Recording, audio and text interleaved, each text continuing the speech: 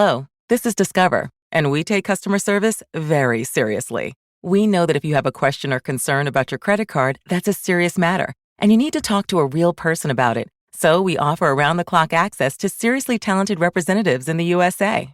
Again, it's a serious endeavor. The only funny thing about it is Bob. If you call us and Bob answers, you're in for a treat. Get 100% US-based customer service and talk to a real person day or night. Discover. Exceptionally common sense. Unjoke your sleep at Mattress Firm's Cyber Week sale and wake up a better you. Shop in-store or online and save up to $500 when you get a king bed for the price of a queen or a queen for a twin. Plus, get a free adjustable base with qualifying Sealy purchase up to a $499 value. Or save up to $500 on Tempur-Pedic, the most highly recommended bed in America. And you can shop with confidence thanks to our low price guarantee. Unjunk your sleep, only at Mattress Firm. Offer valid with qualifying purchase. Restrictions apply. See details at mattressfirm.com. This podcast is a member of the Voices of Wrestling Podcasting Network. Visit voicesofwrestling.com to hear the rest of our great podcasts, as well as show reviews, columns, opinions, and updates across the world of wrestling.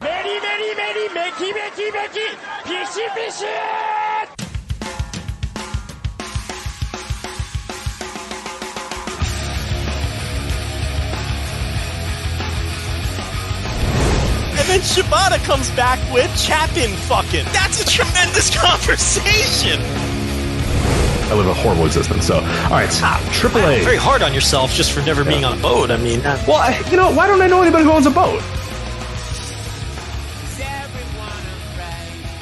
And we are live here on the Flagship podcast. I'm Rich. He's Joe. What's going on? How are you? Do you know what today is? I do not know what today is. I'm hitting you with a Meltzer. Oh, man. I'll do the bright out. Let me guess. Ric Flair's, the anniversary of Ric Flair and Harley Race. Cage. I don't know. Yeah, what is it? It's not a random championship match.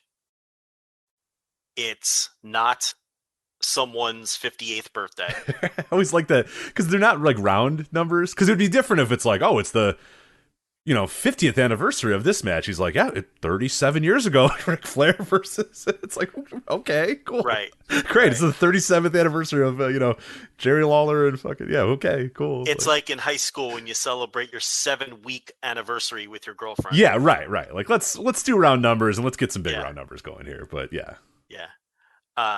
Rich, today is Hanukkah, and as per tradition on this show, we celebrate all of the. We do, yeah. End of year holidays. Isn't today? This is today's not. I mean, it's like the 5th day, isn't it?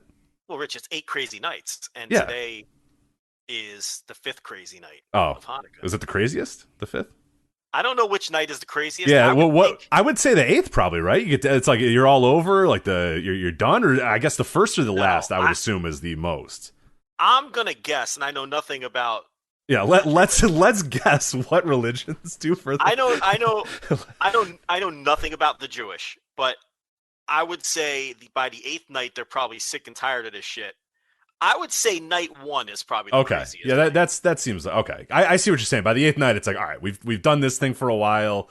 Light the fucking thing and let's move on. Like, let's go. Let's just get on with our lives now. Okay. Surely we have a Jew in the chat. I would like to know. Yeah, what night is what night do you guys traditionally, quote unquote, get down, as the kids would say? Joe? What is the craziest of the 8 crazy nights? And I also want to know this information. Like, it's 8 night. It's like a gift every night, right? That's the gimmick? Correct. What night is like the big ticket item? Night 1? Right, because you can't possibly keep that up unless you're getting just really dumb trinkets, and then it's like, at that point, who cares? You know what I mean? Like, so yeah, you got to, there has to be one night that stands out among the rest, or, I mean, God, that'd be tough to have every night. You got to come, with a big gift, a decent gift every single night, 8 times in a row. That's going to get old. I'm thinking that like random nights, like night 6, is the equivalent of like a stocking stuffer for Christmas. That's what I thought. Yeah, that's what I always thought. Which is kind of that kind of stinks. You know what I mean? It's like, here's I'm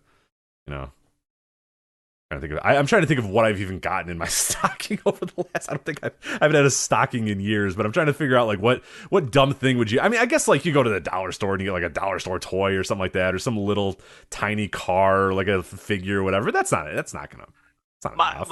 my mother would put like candy, Pez dispensers. I was gonna say, I think I just pretty much always got candy. I just got like a box of dots or something like that. Is pretty much what my stocking stuffers were. I'm trying to remember. Yeah, I obviously none of them have a lasting memories on my on the rest of my life. But she knows I enjoyed salted cured meats, so I would get like beef jerky in my stocking. oh wow.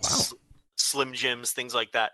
You know the most memorable stocking stuffer I ever got from my mother, and you're gonna say this makes way too much sense. This is when I was about 13 or 14. She gave me a pack of condoms in my stocking, Just to make sure. I definitely wasn't fucking yet, whatever age I was when I got these condoms, and I was very embarrassed to open that on Christmas morn, to rip open the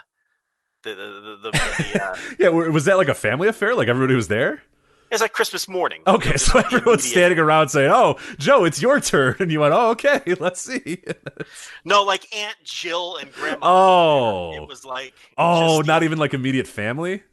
No. It was just like Christmas morning, just my parents and my brothers. Oh, Like, okay. Oh, phew. Okay. That's what I thought, and then I thought you were saying, oh, your aunts and stuff. Were No. over. I said like Aunt Jill and Grandma weren't there. Oh, thank God. Thank God. Yeah, No. It was like, yeah. and I was like, Mom, I'm flattered, but honest to God, I don't. And then she just like winking. She's like, I know. Yeah, just be safe. Okay. Just be safe. I'm like, Mom, I swear. She's like, it's okay. We don't need to talk about it. I just would like you to. Yeah, because then I was wondering the follow up to that is then did you guys have a conversation, or was she just like, I got it, you got it, we're good. Let's never talk about this ever again type of thing. I was trying to explain to her that I was saving myself for marriage, and she just kept on going on and on about, listen, we don't need to talk about it. Just, just in case you need it, it's there. You have it now. You have it now. And my brothers were fairly young. They don't even know what a condom is. So this was just the worst. That is the one gift that stands out the most to me that I got as, when I was stocking stuffer. Yeah. That's Yeah. Did you use them as, I guess, what the... I don't believe I did. Like I said, I wasn't fucking yet. I was probably like 13 or 14. I think she thought like I was old enough to start banging, but I wasn't banging yet when I got those condoms. No. Yeah, 13. So, that's tough. Yeah, that's a little young, right? Yeah, you got to be like a real. Like I had a few friends that were, and I was just like, damn, all right. Like, yeah, I think it's where you are on the chain or where you are in like puberty or whatever. Because when I was 13, I was just like, that sounds gross. No, I'm good. It would have been really gross for me to have fucked at 13. Right. I was like, no, that sounds disgusting. I'm not going to do that because girls are icky. So I'm gonna just continue playing N64. Yeah. Thinking where I was mentally at 13, it just would have been. Yeah, nobody at 13 needs to be doing that. Yeah, but I don't think I ever used them. I don't know what the hell I did with them, but I sure remember opening them. But we getting anything in chat room? What's the big ticket item? So Joel Abraham jumps in the chat room, okay. Co-host of the Super J Cast here on the Voices of Wrestling Podcast Network, says Hanukkah presents are a bit like booking a good wrestling card, which I agree. Yeah, I agree. I would do it that way. Oh, I see. Oh, so he's not really giving. I don't know if he's giving us insights there. He's just saying it's. Well, you want to be strategic, is what he's saying, though. You Okay, maybe load it up. Maybe a good present day one. Ease into things. By day four, things might get a little, Yeah, you got to bring down the crowd a little. Yeah, you might get some peanut M&Ms on day 4 or day 5, and then maybe like an exciting gift right out of the gate, like you want to do a hot opener, right? And then you slow build back to the main event. So I think he's saying the big ticket item would be day 8, right? Mm-hmm. You want to do the main event on day 8, I guess is what he's saying. Yeah, so I curious about that. But we're currently, I believe, in night 5 because I talked about this behind a paywall on the Thursday TV reviews, and I asked what day it was, and someone popped into the comments and said we're on the 5th crazy night. Yeah, so, let me confirm that to make sure. But these are like the dog days of Hanukkah right now, right? Yeah, we're starting to get a little. Yeah, it's. Yeah. So. Okay, so I'm looking at here. This is the Hanukkah 8 Days of Hanukkah calendar to let you know what you're supposed to do. So, you ready for this, Joe? Yeah. Okay, so Sunday, November 28th, it kicks off. Tonight is the first night of Hanukkah. After nightfall, recite blessings 1, 2, and 3. I don't want to recite blessings. Joe, wait a minute, because I don't think you're going to. I do not think Joe will be converted to Judaism anytime if you do not want to recite blessings, because Just wait for this. There's a lot of blessings to be recited. Oh, there are blessings to be recited because you kindle one light of the menorah on night 1, obviously. Okay. Right. Monday, November 29th. Tonight is the second night of Hanukkah. Recite blessings 1 and 2. Again, apparently. Wait, I see where this is going. So by night 6, I'm reciting 6 blessings? As far as this calendar, it seems like 1 and 2 really get recited a lot. Because night 2, night 3, night 4, and night 5 all have you lighting one light, obviously, the menorah, or lighting all 5 or whatever it is, and then reciting blessings 1 and 2. Kota menorah of Dragongate. Yes, exactly. Yeah. Sixth night, which is tomorrow, you're supposed to light the menorah before lighting these other candles. 18 minutes before sunset, you're supposed to light these other candles. They give you a time graph here, and then you recite blessings 1 and 2 again. All these blessings, I can't take it. I guess another question would be again: do you recite? Are these day 7 blessings 1 and 2, or are you reciting the same blessings by the 7th? Because then your theory of like things are getting real long in the tooth by day 8. Well, like day 7, it's like fuck off. Like I'm done with blessings 1 and 2, and I'm done with this candle. I'm done with it all. Like I got dumb gifts. Give me the good gift, and let's get done with this thing. Here's what I'm thinking. I don't know about your house. In my house, there's nothing religious about Christmas. Like we've eliminated the religious aspect of it. We are very. It's just a festive time. Exactly. And like people always say, like, oh, you don't follow religion. Why do you follow Christmas? I'm like, it doesn't matter anymore. Because like it's fun. Yeah, it's like nobody. No, I mean it's fine. It's completely. Let's be honest. It's completely devoid of all the religious. It is almost. Now listen, if you're into the religious aspect, yeah, and that's it. I said like if you are, you deal with it. But like you have to understand that in America, it's almost as non-secular of a day as like 4th of July at this point. You know what I mean? It's just like. It's for a large percentage of Americans, it has nothing to do with the birth of Jesus or anything like that. It is strictly a fun, festive, get together, exchange gifts, all that sort of stuff. Well beyond really the quote unquote reason for the season or whatever the weird term would be of the year. I think keep Christ in Christmas, the reason for the season, whatever bumper sticker you're going to see that someone's going to try to shame you for enjoying. So. Well, I think my wife has a token nativity. What do you call it? The nativity. Yeah, the nativity scene. Yeah. With the action figures, you got the. I don't think they're called action figures. The wise. Yeah, go on. You're chunking up over there. That's all right. Well. Oh no. Been eaten by the religious gods. All right. Well, what you know what I mean? Okay, are you back? Because you were chunking a little bit there. Hey, are you there? Are you there? No, he is all off the rails here. One sec. Let's see what we can do here. What's happening? You're coming in and out. I don't know. The nurse is probably doing something. I'll blame it on her. It's either the nurse or your kids are doing something because we're fine here. Are you back? I don't know. You tell me. Yeah, I think so. Okay. I'm back? Yes, yeah. After you called them action figures, you got the gods rain down on you. So, okay. Yes. You think I'm being struck down by the Lord? The timing was suspicious. I'm not a religious man, but I don't know. It was suspicious timing there. Well, my point was maybe there's some Jewish people who treat Hanukkah like they remove the religion from it. But I don't know. Sure, they just get together for 8 days or whatever. Yeah, I don't know. Yeah, I'm not sure. I don't know. So maybe we'll get the answer to that at some point. But yeah, if you're new to the flagship, we celebrate every one of the holidays in detail, just like that. Like we always talk about Three Kings Day or whatever, which is coming up January 6th, as we all knew, of course. Three Kings Day. Yeah, so. And then when's Kwanzaa started? December 26th. December 26th, Kwanzaa starts. So. Yeah. All right. Wait, that's more than one day? We do this every year, and I still don't remember. Yeah, it is. It's December 26th, and it ends on January 1st. I'm surprised by that every single year, too. But it makes sense. When you look at it, it's like, oh, yeah, okay, it makes sense. They have candles as well, so... Smart to keep it to 6 days. Smart to keep it to 6 days, though, which is nice. We were told in the room that that people do Hanukkah with the religion removed. So okay, there you go. Perfect. It makes sense, right? Yeah, oh, for sure. Yeah. So no reading of the blessings or anything like that. They just, here's your gift. and I don't know.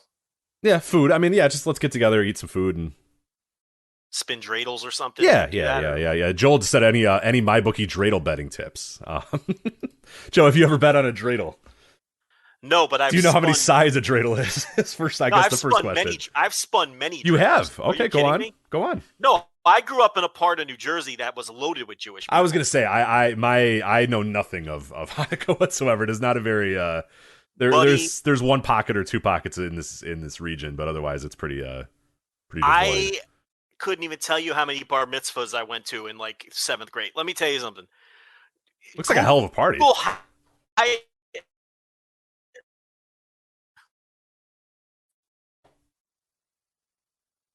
Joe, your internet today. Google Highland Park. I'm telling you, yeah, Jewish friends. So, are you back? We missed the entire story, whatever the story was. I couldn't tell you whether or not I'm back. Only you know whether I'm back. You are back, yes. You missed everything I said. You said, let me tell you, and then you said, that's what it's like to have Jewish friends. We don't know what the difference. We don't know anything. All I said was I grew up around many Jewish friends. Google Highland Park, New Jersey, which was one town over from where I grew up. Look up the demographics. I went to many bar mitzvahs as a youth. And I don't like repeating everything. So maybe we should just move on and because this is clear. I'll be honest. When we talk about wrestling or condoms, like nothing gets broken up. I mean, it's perfect audio quality. It's fantastic. We start talking religion. You've been off the. So I don't know. Just in case, maybe let's move on to something else. So that is what we'll do. So you know what I'm gonna do. What are you gonna do?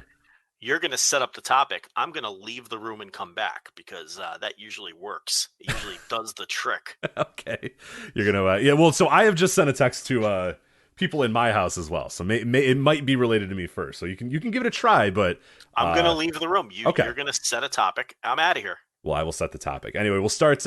We have plenty to get to tonight on the Voices Wrestling, the flagship. Nakajima versus Kenoh. We're going to talk about that. Noah the Best. We're going to break down that card, talk about the big time main event, Nakajima and Kenoh. NXT 2.0, NXT 2.0 War Games. We're going to talk about that. Yes, it's a takeover. It's a takeover this weekend. You didn't know that. Nobody knew that. But it indeed is a takeover this weekend. So we'll talk about NXT 2.0 War Games and the complete continued inspiration to just destroy everything that Hunter set for NXT by not calling this a takeover, but calling it War Games and making it a takeover, but not really a takeover. We're also going to talk about RevPro's Uprising. Joe and I watched the entire show. We're going to break that down in excruciating detail. And we have some takes about that night as well. RevPro Uprising 2021. We have NWA Hard Times 2. Yes, there is an NWA pay-per-view this weekend. And God damn it, there's like 27 matches. I can't believe this show exists. Why is this show happening? Who is watching the show? But Joe has worked much too hard here and has watched every episode of NWA Power leading up to Hard Times 2, so he'll be able to give us an extensive preview of what's going to happen at Hard Times 2. And then we'll also talk about Dragongate Fantastic Gate, crazy ending to their main event match, a mass versus match tag match. We'll talk about that, and then also Triple Mania. There's a Triple Mania show this weekend as well that is going to be on Fight for English audiences as well. It will feature Matt Stryker on commentary, so you've been warned. But we are going to talk a little bit about that because there's some fun stuff on that show and some newsworthy stuff on that show. But we're going to start here with AEW. Two things on AEW. The first thing, obviously, we've been talking about this. We've been following it and kind of, covering this as it's getting closer and closer. But WWE versus AEW in Long Island. So two shows in close proximity at the brand new arena in Long Island, the UBS Arena in Long Island. WWE Raw was there this week. They sold 5,887 tickets of the 6,706 that they had available. That's 88% of their tickets sold.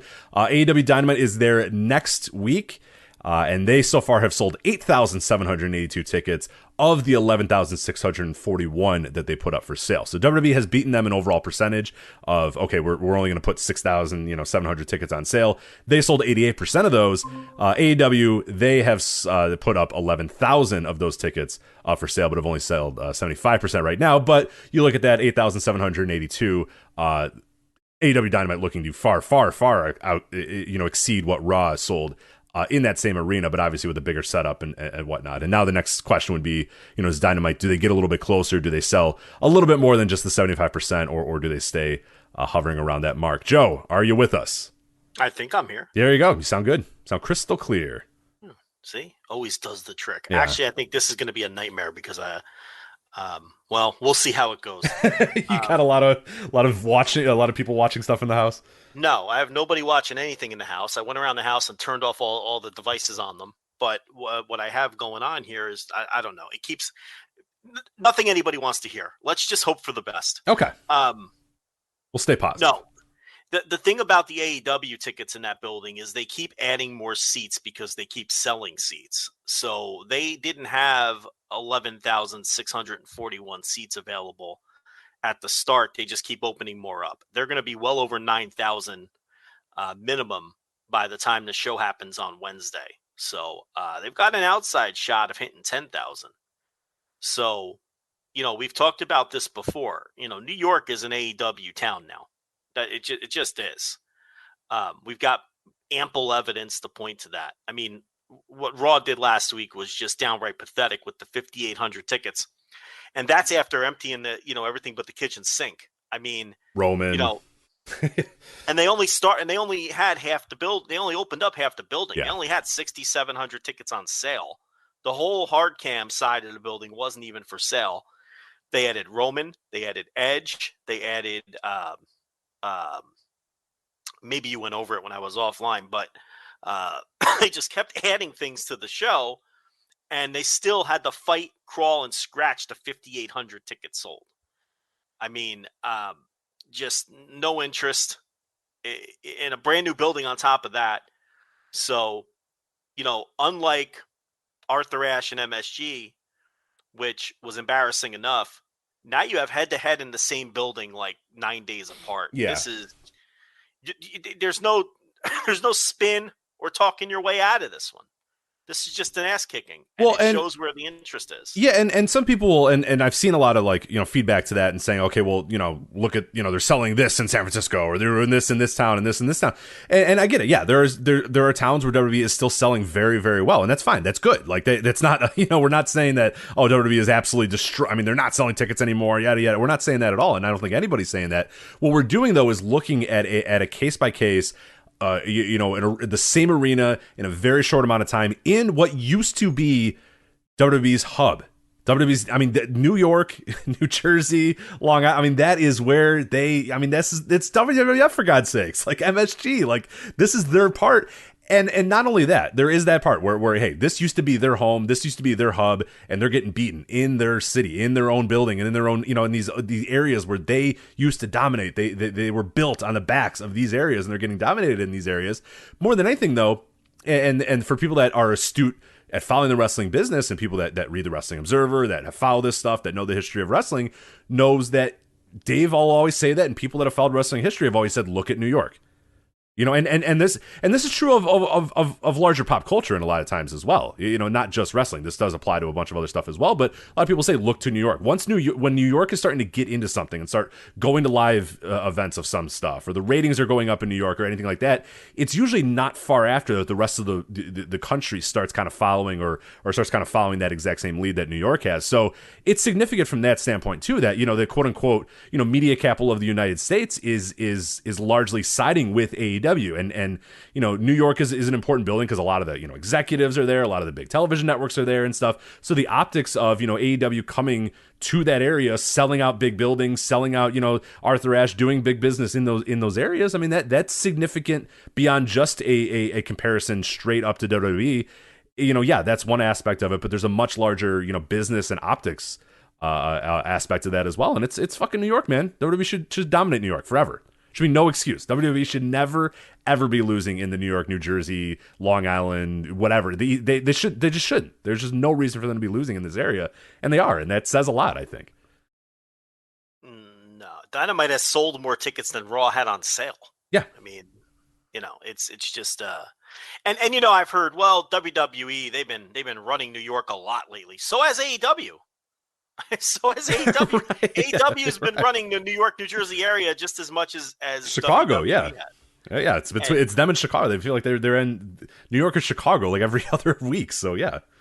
Yeah. So I mean, that's no excuse. It's just and the thing about it is, and something else a lot of people don't want to admit, the WWE TV is trash. It's bad. A lot of people think it really stinks. Yeah, the hardcores like it, and they'll always like it. But that has a lot to do with this too. I mean, you're going to get a great show more often than not when you go to Dynamite. You're not so sure you're going to get a great show when you go to Raw or SmackDown. It's much more of a gamble. I had that exact same conversation with my friend. So we went to Dynamite last week. My friend Dan, who's gone to a bunch of different Dynamite, he's gone to a bunch of Raw tapings. He's gone to a bunch of pay-per-views and stuff with me and whatnot. And we were leaving that building, and he said, hey, there was a couple years ago, I forget what it was the episode. Remember the episode of Raw where they faked that CM Punk was coming back and then Paul Heyman came out to his music? Yeah. That one. Yeah. So, okay. That was the last Raw I ever went to. Because when that was done, him and I were walking out of the building and we just said, we're never going to a Raw ever again. Because it's a horrible experience to be there for 3 hours. It's awful. It sucks. The commercial breaks are long. The matches aren't that fun. And that show had some stuff on it. It's excruciating long. It just never fucking ends. And it's just a lot of downtime. And TV tapings stink. And we're leaving Dynamite, and he says, man, I'm really glad I went because, I thought I was done with TV tapings forever, but I guess I'm back in because the next time Dynamite comes, I want to be there because that was a hell of a lot of fun. And I think a lot of people that have gone to AEW tapings and TV tapings of recent, in the last year or so have said the same thing, or since they opened up to arenas again, have all kind of said the same thing that, wow, this is better than most TV tapings I go to. This is a lot different. And I don't know, I can't say exactly what AEW is doing to make it that much better. I mean, yes, the content on the actual TV, the part that's being taped, is of course a lot better, which certainly helps, but there's something about it as well that it just doesn't feel like a slog. And we were there for 4 hours. It's not like we were there for, just Dynamite and then we left. We got there an hour before and watched Dark and Dark Elevation, and then we watched, they did a Rampage immediately after that. We watched all of that, but there's just something about it. And maybe it is as simple as just the TV that they're producing is just actually engaging and actually fun and actually interesting. But yeah, I was the same way. I swore off TV tapings forever, and I know for a fact the next time Dynamite's in the area, I'm gonna go for sure because it was a hell of a lot of fun and it was really good, and it's kind of rekindled my love of TV tapings because I used to really like going to Raws. I used to really like going to SmackDowns, and then somewhere along the line they just got really, really fucking boring. So I don't know. Yeah, I'm glad, and I'm sure there are people that are like that are saying, hey, Dynamite's gonna come. I'm gonna get a good value for my X amount of dollars. So yeah, why wouldn't I go? And that's important. Can we stop pretending that Roman Reigns is a business mover? I mean, I know Dave Meltzer has been on this, and he's saying that, Roman helped sell tickets to this show. Okay, when they added Roman to this show, they were at about 4,000 tickets sold, and that was like a month ago. Okay, they're now sitting at 5,800. Even assuming that every single person who has bought a ticket since Roman was added bought it for Roman, that's still not impressive that he helped them push 1,800 tickets in a month. And on top of, and here's the thing. After they added Roman, they did all the 2-for-1s and the 50% off tickets and the 3-for-1s and added Edge. And then had to go to the Edge well again. which tells you right there that Roman wasn't getting the job done. Because we know that. What was the other show where Roman? It was the MSG show. Remember? Show. And then they Roman, and John Cena. And then we saw definitively that when they announced John Cena, that's when tickets started to move at a solid rate. So yeah, so this is twice now that Roman was added to shows in the New York area and meant nothing. And you can't chalk all this up to Roman when they ran all of those specials after they added Roman. They wouldn't have needed to run all those specials if Roman was making an appreciable difference. And they're still only, they still only sold 5,800 tickets total. Yeah, I'm guessing there weren't a whole lot of 2-for-1s in Bruno's day. I think you probably, you know what I mean? Exactly. And it's like, the 2-for-1s, can you believe it? And the thing about it is, I think at a brand new arena too, the idea of hey, this brand new arena that you've probably never been to, brand new arenas are the easiest thing to sell tickets to. Well, they're new. Yeah, I agree. Especially in Long Island, where they've been dying to have a new arena because the fucking Nassau. As long as I've lived in Nassau Coliseum, has been a dump, right? That thing's been a dump since 1974. A terrible. And everybody knew it sucked in the late 70s, and it fucking just stayed there for another 30 years. Look, WWE is just a cold ticket in New York. There's the pay-per-view, MSG. It's just you can't. It's a cold ticket in New York. There's no way to spin it. And AEW right now is a hot ticket in New York, and it wasn't just the first time. It's every time they go now, we see the same results. So, and I think when it comes to Meltzer with Roman Reigns, I think Meltzer sort of what's the way I want to put this? I think he overcompensates with his Roman takes ever since the cancer debacle. I think it really, even though he wasn't wrong about anything he said about Roman's cancer, like, and people got on him and they were totally out of line for getting on him because everything he reported was correct. He said the form of leukemia Roman had, and that turned out to be the exact form of leukemia Roman had. He said Roman was on the oral chemo, and Roman was in fact on the oral chemo. But these people still claim that Meltzer was some kind of cancer denier, and they got all over his case. And I think that has stuck with him, and I think it bothers him, and I think he's in some way overcompensating for that by saying that now look, there's no question that Roman is their hardest push star, and he probably is their biggest star, I guess. Oh, no doubt. I mean, he has to be. I mean, Jesus, he's run. I mean, regular. I'd say probably Brock probably has a little bit more cachet still, but like.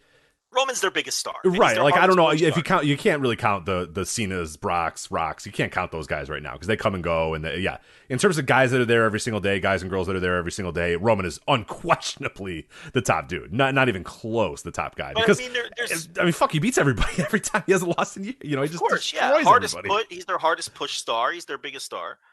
And I really believe, he's popular in the buildings. There's no question about that. Yeah. Oh, for sure. Okay, so I'm not saying the guy's a non-entity, but what I'm saying is he's not some kind of ticket mover, and he's not some kind of ratings mover.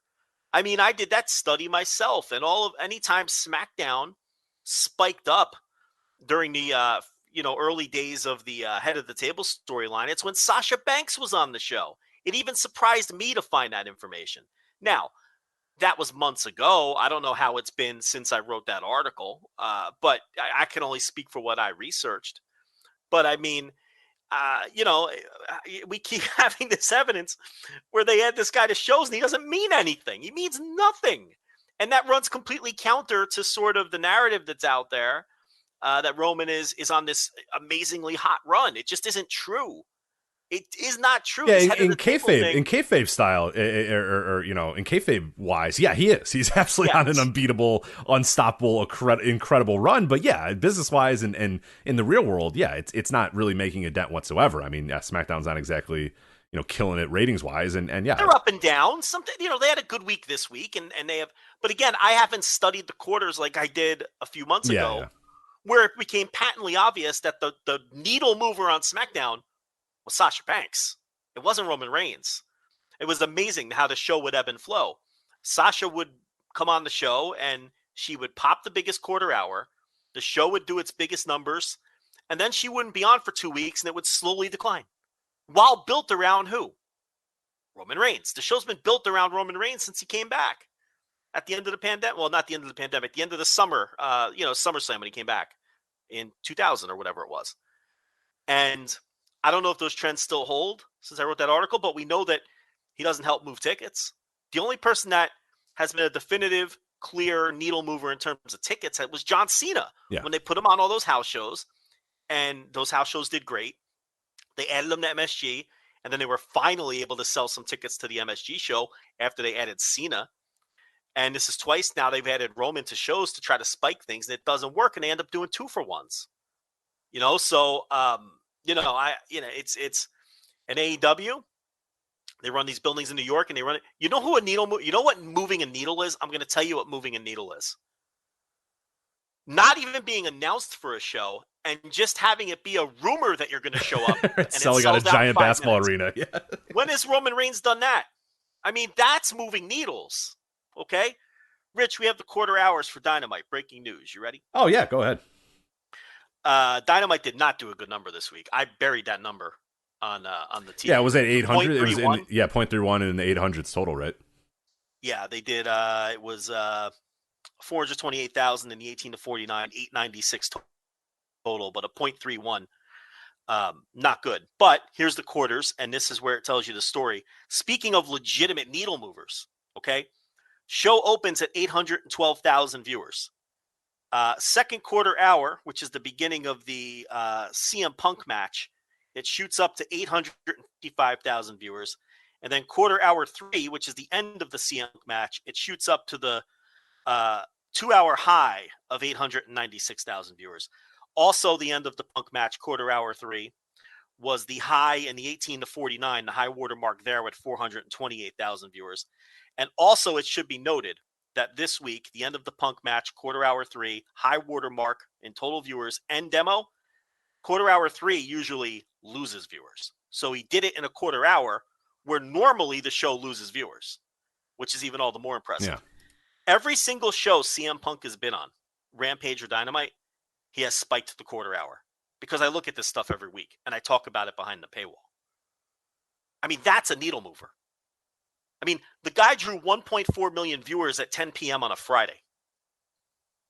That show's doing like 500,000 viewers. Yeah, I agree. Sounds like a Wrestling Observer Hall of Famer to me. So that's moving a needle.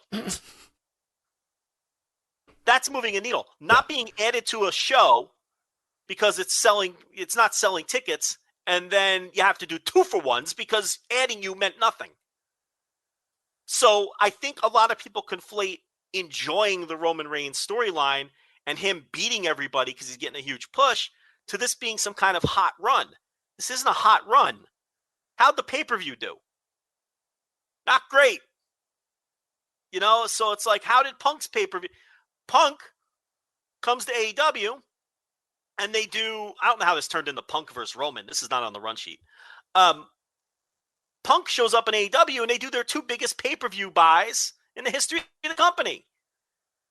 The first one, okay, that's a layup. It's his first match. But then the second one was the second most purchased pay-per-view in company history. So it's like, the only reason I'm bringing up Punk and comparing him to Roman is people talk about this guy, and it's because of him. He tweeted out that he's a legitimate needle mover or whatever. But it's like, there's someone you can compare him to right now who does move the needle. Right. We see it. It's not like it's because people will say, well, in today's wrestling world, and yeah, it's hard to tell. And no, like the other side is doing it. There's a guy on the other side doing it. Like oh, you know, consumer metrics are so hard, and it's, you know, we're in a post-star world. No, we're not. We're not. Like, there's a star on the other show. There's many stars on the other show. You don't have stars. Like, Punk once again spikes the numbers. Also, the rest of the show then declined a bit. And it should be noted that the main event, quarter hour 8, rose from 857,000 viewers to 889 for quarter hour 8. And the 18 to 49 went up as well. So credit to Cody and Andrade as well. So the 2 big draws on Dynamite last night were the Punk match and the main event. So there you go. Quarter hours are out. So we got an update. We got a Hanukkah update. Are you ready? I'm ready for a Hanukkah update, yeah. Yeah, Jeffrey TKD2 says, as a Jew, night 1 is the craziest, which that's fine. We all kind of assume that. That's fine. Joe, this one's a shocker. Night 7 is the best presence. Really? Yeah, that's a shocker. So, man, I don't know. Yeah, is that a thing? Like, is like an MSG main event or a Saturday night's main event where they, you know, get you nights? Because then by night 8 you're kind of bored again, already. I don't know. That's I would have thought you'd get crazy at the beginning and then end with the big present and then everyone's off to the races. But yeah, night 7, according to Jeffrey here, is the best present. He says Hanukkah is like a mystery vortex card. Now, see, Joel Abraham disagrees. He says you have to build it like a classic wrestling card. So maybe it varies by family. You know, some people get condoms in their stocking and other people do not. Right. I assume. Maybe in Jeffrey's family, they do big night 7 just because, you know, night 8 might get, you know, cut off by TV time or, you know, TV time remaining, or people might not show up or whatever. Yeah, it's. I wonder if the randomness of the calendar affects it. Like if night 8 lands on a fucking Saturday. That's what I was going to wonder too. Yeah, because like this year, like night 7 is like on a Saturday or whatever. So it's like, oh, cool, perfect. Let's do that. You know, let's make that the big night or whatever. Whereas, yeah, if night 7's on a Tuesday, like, are you going to really blow it out for Tuesday? Like, right. You got work the next day. Yeah, yeah, I can't party that much. I can't have raucous Hanukkah parties on a Tuesday. Yeah. Anyway, so there you go. So thank you, Jeffrey, for updating us there. Anybody in the Noto chat room is, of course, allowed to say that Jeffrey's wrong and that, in fact, another day is the day of the night better present. So we'll read it and be very happy about it. So we like arguing. You know, we like dissension among the no-dopes. That's always kind of fun, too, when the no-dopes start arguing with each other about stuff. So. Yeah. All right, let's talk real quickly. You hear that horrible noise in the background? Yeah, what is that? That is an Instant Pot getting released. Sounded like you were being attacked by a snake or something. A locust. It's locusts. Yeah. Sticking with the religious motifs. Yeah, it's a one of locusts. That should be done in a moment here. But anyway, Big Swole announced on Twitter Monday that her and AEW have decided to not renew her contract. She says, quote, over the past few months, my life has taken on a mantra: grow, learn, and change. Dealing with shadow work took strength I didn't know I had. I thank God for my loving family because they got me through the roughest months of my life. But I realized the real test is application. So I took a leap. After speaking with TK, parentheses, Tony Khan, and AEW higher officials, we've decided not to renew my contract with All Elite Wrestling. This is a hard decision, but a needed one. I'm grateful for their understanding and that we can mutually come to this agreement. I've enjoyed my time with AEW and wish them all the best. I appreciate their love and welcome me into the family. Today is my last day, and as bittersweet as that is, I am proud to say that I live my dreams while making a difference. That is Swole mentality. So Big Swole, her and AEW mutually agreeing to part ways, but I'd say the big news, the Crohn's disease and everything. Yeah. Obviously, she has many different things that have kind of happened and whatnot. But what I think the biggest news isn't that so much that she's leaving or that she decided to mutually part ways, but that we might be getting pretty close to quote unquote contract season in AEW. If her deal's up, then you have to assume other deals. That's If they've come to the point where they're talking about, okay, where we're going to renew your contract, because it's not like they decided to let me go for my contract. They didn't decide to release me. The wording there of decided not to renew my contract. Today is my last day. I don't know if she's mixing up her verbiage there or whatever. Who knows? But what that leads me to believe is that probably means that other people are due and that these conversations are going to start happening, which leads us to a pretty interesting discussion of, okay, you look at this roster is getting bigger by the day. There's a lot of new people coming in. There's potentially more people on the horizon as WWE seems very uninterested in re-signing people like Gargano and O'Reilly and Owens. Oh, no, they're trying to sign Gargano. Well, he's signing one. Yeah, he's signing like these little 1-2 month, Well, he's getting through the War Games show, and then we'll see what happens from there. But I mean, they are trying to keep some of these people, but your larger point stands. They've released a ton of people, and they're shifting their focus. So look, AEW has signed Tony Nese and Bobby Fish and Jay Lethal and Ruby Soho and Lee Moriarty and Daniel Garcia all in recent times, and that's kind of your larger point here, that there's even more people out there available to sign. And they, and with this Swole contract coming up, because the verbiage is decided not to renew, okay, which the implication is the contract's up, then you'd have to think some other contracts are coming due. And are we going to see some other people not be offered a second contract? Right. And this would be really the first time that I mean, we saw like during the pandemic where a few of the people that were stuck in Britain that couldn't come back, your Bea Priestley's and I forget who else was in that. Sadie Gibbs. Sadie Gibbs was the one. And then I think Jamie Hayter got involved in that as well, right? I don't know if Hayter had a contract or not, but then there were Strong Hearts too. Right. So we saw those, but I don't really consider those. Related. Yeah, I don't really consider those like, hey, B, we weren't happy with what you were doing, like, or we don't think that there's any need for you here anymore. It was more that like, well, you can't really come here, and it's difficult to get you here, and yeah, just forget it. Let's move on and let's verbally agree to go our separate ways or whatever. So yeah, I don't take those as like departures in the same sense that this would be, where if more people other than Swole are mutually agree, or AEW says, hey, we're not going to renew your contract, or those people say, hey, I don't want to renew with you, this would seemingly be the first time that we've had true, okay, people are leaving this company for the first time, or they're moving on, or they're seeking out other opportunities. And I find that pretty fascinating, because we've people always ask, I do these Q&As on Patreon all the time, patreon.com/voices of wrestling. People always ask me, hey, what is AEW going to do? The roster's getting too big, and yada, yada, yada. And there's been times where I've said, nah, they're fine. They have plenty of, they still have to do Rampage. The roster's not too big. And still to this day, I don't think the roster's, too big. I think that they can probably sustain a lot of these people.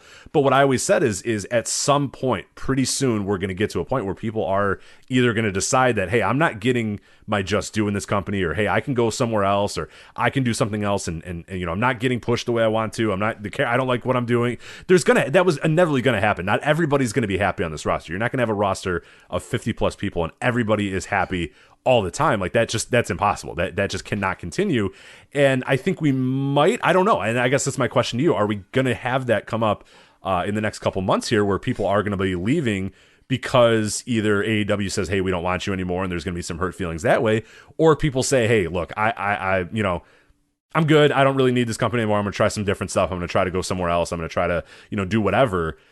I feel like that's going to, I mean, we're not going to get 100% renewal here, right? No. I mean, I just named over 7 or 8 people who they recently signed, and those are mid-carders, not to mention Adam Cole, CM Punk, and Bryan Danielson. So the roster is constantly getting better. Every one of those people I named too is an upgrade over what they had previously. So, and not just the big 3, all those other people I named as well, in terms of beefing up the mid card and all of that. So, look, I do think we're going to see some of these. And look, it's not just this Big Swole thing. Remember, the Bucks just said they re-signed. Yeah. So their deals must have just come up as well. So we're seeing some deals come up, some 2-year deals from people who signed in 2019. Are starting to come up at this time. I mean, we have evidence of it, and yeah, I think that some of them will not be renewed from a company standpoint because they've been replaced and they've been upgraded. So maybe Tony Khan won't be interested in bringing some of these people back. And I think in some cases, look, I think it's also possible that there's some people who aren't being pushed or aren't happy in the company who would like to shop around. But here's the problem. With WWE changing their philosophy and Ring of Honor no longer being, a company that offers contracts and may not cease to exist at all, we'll have to see in April. The options are really limited. Who are you going to shop around to? And that was going to be my next point is that, when people were asking me those questions, WWE was still a viable option. AEW was still a viable option. There were still other viable options out there. If you get to the table and AEW slides a contract your way, I can't imagine anybody right now saying, nah, I'm going to take my chances elsewhere, because where is elsewhere? What is elsewhere? Especially we're still in the midst of a pandemic. It's not like you can say, well, I'll go to Japan or I'll go to Mexico or whatever. It's not that easy right now. So, New Japan's not even a good fit for everybody. Right, and that's what I mean. Okay, I'll give you an example. Like Sonny Kiss's deal comes up. Right. New Japan isn't going to have any use for someone like Sonny Kiss. Okay, Ring of Honor may have, Impact might, but the options are severely limited now when you eliminate WWE and Ring of Honor from the equation. So I don't think it's going to be so much. I think anyone whose deal comes up now, Swole had the whole health issue, which was sure, yeah. There's extenuating circumstances there. Put that aside. Yeah. She couldn't even work. My thing. Look, I said this in our Discord a million times. I would have tried Big Swole as a manager because I think she has great screen presence and a ton of charisma. And quite honestly, no offense, I think she stinks in the ring. I would have tried her as a manager, though, because I think she has a ton of charisma and great screen presence. And that also would have eliminated the issue with the illness, because the illness was preventing her from getting in the ring. So if you make her a manager who doesn't have to take bumps, but look, it doesn't matter anymore because, she's gone, so, but I at least would have maybe considered that or given that a try on the YouTube shows and see how it went. But yeah, she's a different issue because of the Crohn's. But for other people whose deals are coming up now, because of the state of the landscape, I feel like if they do get an offer of renewal, I think you're going to have close to, if not 100%, renewal rate on those people, because where are they going to go? Right. Yeah. The people that are getting slid a contract, very few of them, I would say almost zero of them are going to send the thing back, because where do you go? If you're Marco Stunt isn't going to be like, no, man, you know what? I'm going to shop around. Right. Like he's probably going to go, okay, cool. Yeah. Sounds good. Can I still work GCW? And Tony's going to go, yeah, I don't care. Whatever. And I think that's, and I was going to say that's one thing I think that they have done well. And you've seen it grow a little bit more over the last couple of months, is I think, and this is very smart by AEW, and I think very strategic by AEW, is that you're seeing a lot of the lower card people, the people that kind of came from the indies and aren't obviously being pushed at the top of AEW, but are still useful pieces, can fill out a roster spot here and there, can wrestle on dark, can do that sort of stuff. It seems like more and more of them are being allowed to do indies, to go to indies, to go to Beyond, to go to GCW, to go to wherever. And I think that's smart, because you want to make these people, you don't want to feel like, hey, you're under our control. And then they say, okay, well, what do you have for me? And they go, well, we don't really have anything for you. And it's like, okay, well, that's that's the WWE style thing. That's the thing that breeds discontent, is the people that walk to get to the arena and put their bags down and then look at this run sheet and they're not on it again for the 8th straight month. They're not on the show, and it's like, what am I doing here? Why am I coming? I mean, there's some people who could make that argument in AEW if that, because they're not being used on Dynamite or Rampage. There's a lot of people that are almost exclusively used on the YouTube shows. Oh, like no, for sure. Joey Janela is a good example. Well, and I said, but what I think, though, is smart that AEW is doing is a lot of those people, the people that you can definitely tell are almost exclusively on Dark and Dark Elevation or whatever, are given the option to work a lot of indies as well, which they probably, I mean, that's a good option to have. So that if AEW does come into the table and give you that contract and you say, well, hey, can I still work X, Y, and Z? And they say, yeah, sure. You'd be silly to turn that contract down then, even if you're not happy with how you're being used in AEW, because you can leave AEW and then go work X, Y, and Z anyway. But like, why would you do that if AEW is going to let you work X, Y, and Z? But then when they need you for something, you have that backbone of that contract and they have you, there as well. I think that's the best of both worlds to me, and that's a perfect way to set up your wrestling company. Is a lot of these people to do other stuff. Truly allow them to be independent contractors if they have good opportunities, but then let them know that, hey, when we need you, we got first, right of refusal. And I think that's an easy way to do it, and that's something that no other wrestling company really has had any major wrestling company, I should say, has kind of had the structure to do that, to say, hey, yeah, you can work wherever you want or wherever you want within reason, but yeah, when we need you, we need you. Well, the big thing here is Khan sees what WWE is doing, and he flat out said he's going to honor contracts, and if you sign with him, you don't have to worry about being cut. And it's to his advantage, number one, to say that, because there's so much discontent with WWE and so much distrust, not only with people who have been cut, but people who are waiting around to get signed. If it comes down to making a decision between AEW or WWE, now you might have some of these wrestlers say, now hold on a second, I can go to this place where they might do what they did to Hit Row, and even if I get over and they call me up, they're just going to cut me because there's no rhyme or reason to any of this. Or I can go to this other place where, at worst, I sign a 3-year deal and I know I'm going to be employed for 3 years. And even if it doesn't work out and I don't get pushed, I know my contract will be honored. I don't have to worry about it from that standpoint. So that's where Khan is smart, to not only say that publicly, but then not to do cuts, So, because there's a difference between cutting people and a contract running out. Yeah. A contract runs out as long as you have shown up to work when you've been asked to show up to work, and as long as they've paid you for the duration of that contract.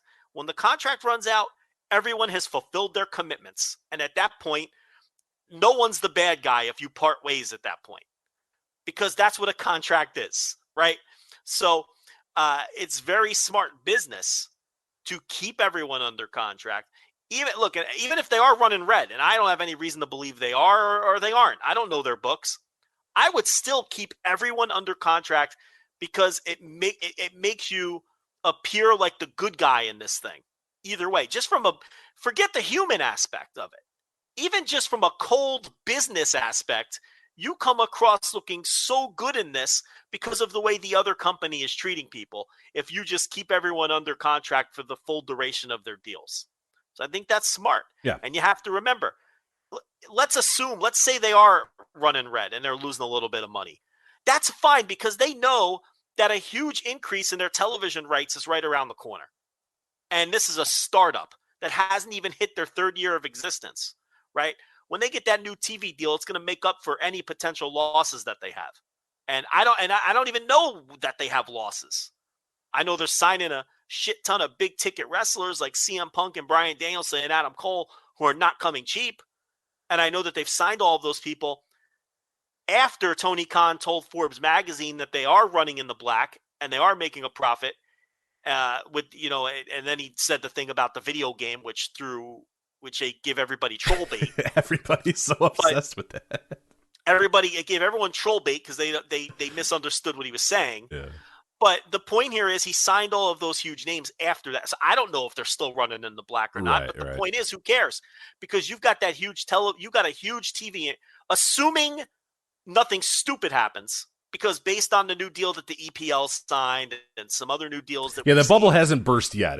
We've been waiting for it to bust for 15 years, and it might bust next year. It might bust in 6 months. It might bust in 7 months. But as far as we know right now, it doesn't look like it's going to bust anytime soon. So, and with the numbers that they're putting up on both of their shows, consistently being top I would bet. shows, I would definitely not bet on. Yeah, I would bet on them getting a substantial increase the next time they're getting a huge raise. Yeah, they're getting a huge raise.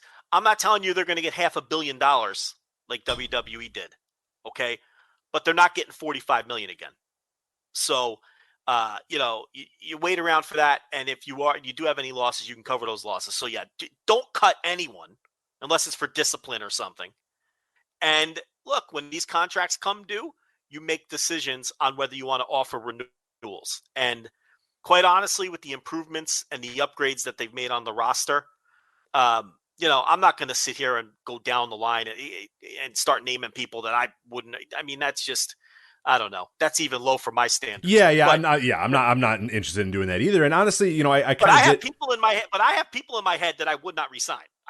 For sure. No, I definitely do as well. And it's to be honest, it's not as big of a list because I kind of did that earlier too. I was thinking, okay, well, if I'm I'm a cold-hearted executive or whatever, and I'm looking at these people and go, okay, all these people are up for renewal. Who do I just say, hey, we appreciate all you've done. It's not even cold. It's okay. Thank you for your service. The contract's up. We're done here. That's true. Yeah, that's true. It's not the same as, hey, we signed you 4 months ago and now you're fired, so get the fuck out of here, type of thing, like WWE did with several people. I guess that's the case. Yeah, there's going to be hurt feelings no matter what. I think if there are people that don't get renewed, there's no doubt going to be hurt feelings. I mean, they're pro wrestlers, so there's going to be hurt feelings. There's going to be some subtweets. That's going to happen at some point. Yeah. Oh yeah. But here's the thing, Rich. You sign a second baseman on a 3-year deal. And then when your hot prospect is ready and that second baseman's contract is up, that's not cold. That's just business. No, I agree. It's wrestlers though. I'm mostly saying that when I say cold, I don't mean that like I think it's cold, but I would assume that wrestler, especially if it's like 3 people that don't get renewed and everybody else does, like that's gonna hurt. You know what I mean? Like you're gonna know that shit. Like these aren't lifetime deals though. I mean, have you ever met a wrestler, Joe? Every wrestler thinks that they should main event and be the superstar and be pushed, and some of them will be upset for sure. Oh, for sure. No, yeah, I agree. Yeah. I agree. That's the stance I'm taking. Is I'm very curious when we get the first, X shoots on his time in AEW or whatever. That's coming at some point. It just seems like it's gonna be.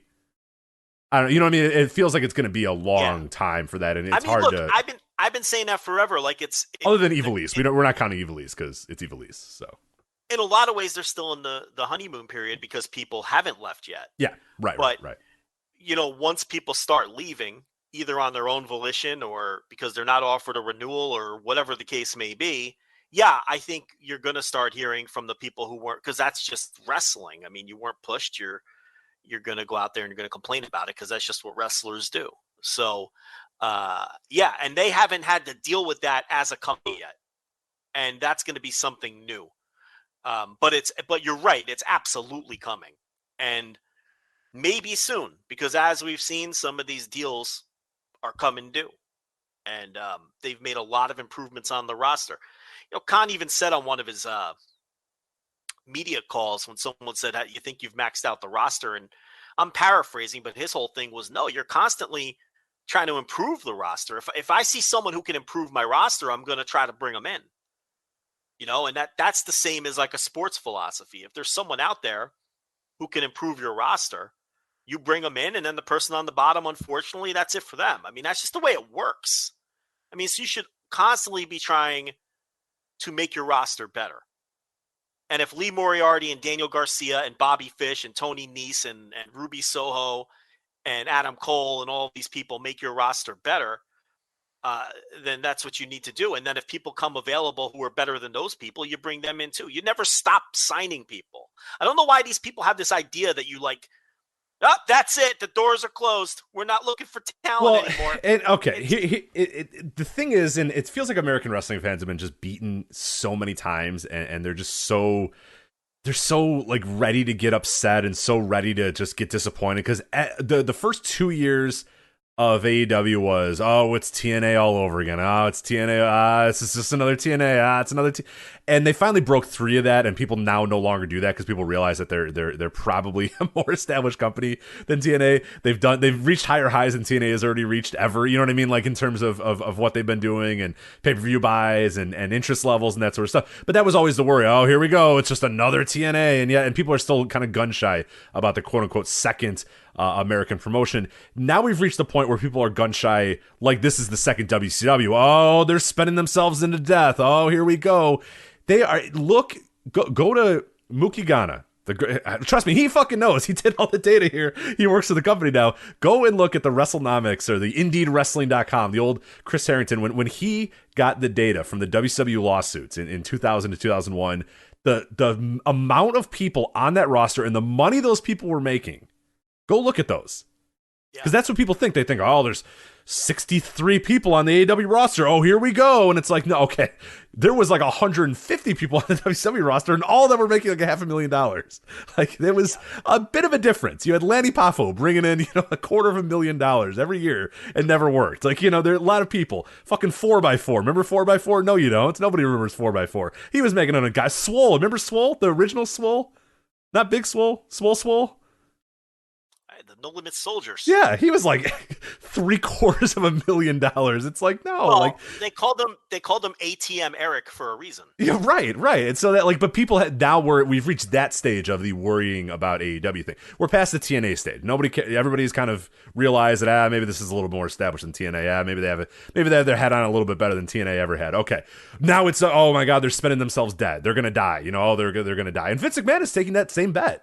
You don't think Vince McMahon's following the same path that all these fans are, thinking, who cares? Number 2, give them NXT. Well, our NXT is going to beat their ass or whatever. Just like ECW beat their, TNA's ass all those years ago, and all these other, secondary shows would beat the shit out of, TNA every single week because it's whatever. Who cares? Give them that shit. He tried that with AEW, and it didn't work. Obviously, they got their ass kicked. Now Vince is at the stage of, hey, release these guys, let AEW sign them. They're going to sign themselves into death. And fans are that same way. Fans buy into that too. And it's like, you got a little ways to go, I think. Well, a lot of the fans want to buy into that because they don't like AEW and they want it to die. So it's a lot easier. It's almost like confirmation bias, that they're making all the same mistakes. And now you have Eric Bischoff out there because him and Tony Khan are at odds, instigating all of this as well, which doesn't help. And he's riling all of these people up and feeding all of this bullshit to them. I recently listened to a clip of Chris Kanyon, and he was talking when his Dark Side of the Ring came out. I was looking at some Kanyon stuff, and there was a clip of him saying, and I'm going to have the dollar figures wrong, but the story is what's important.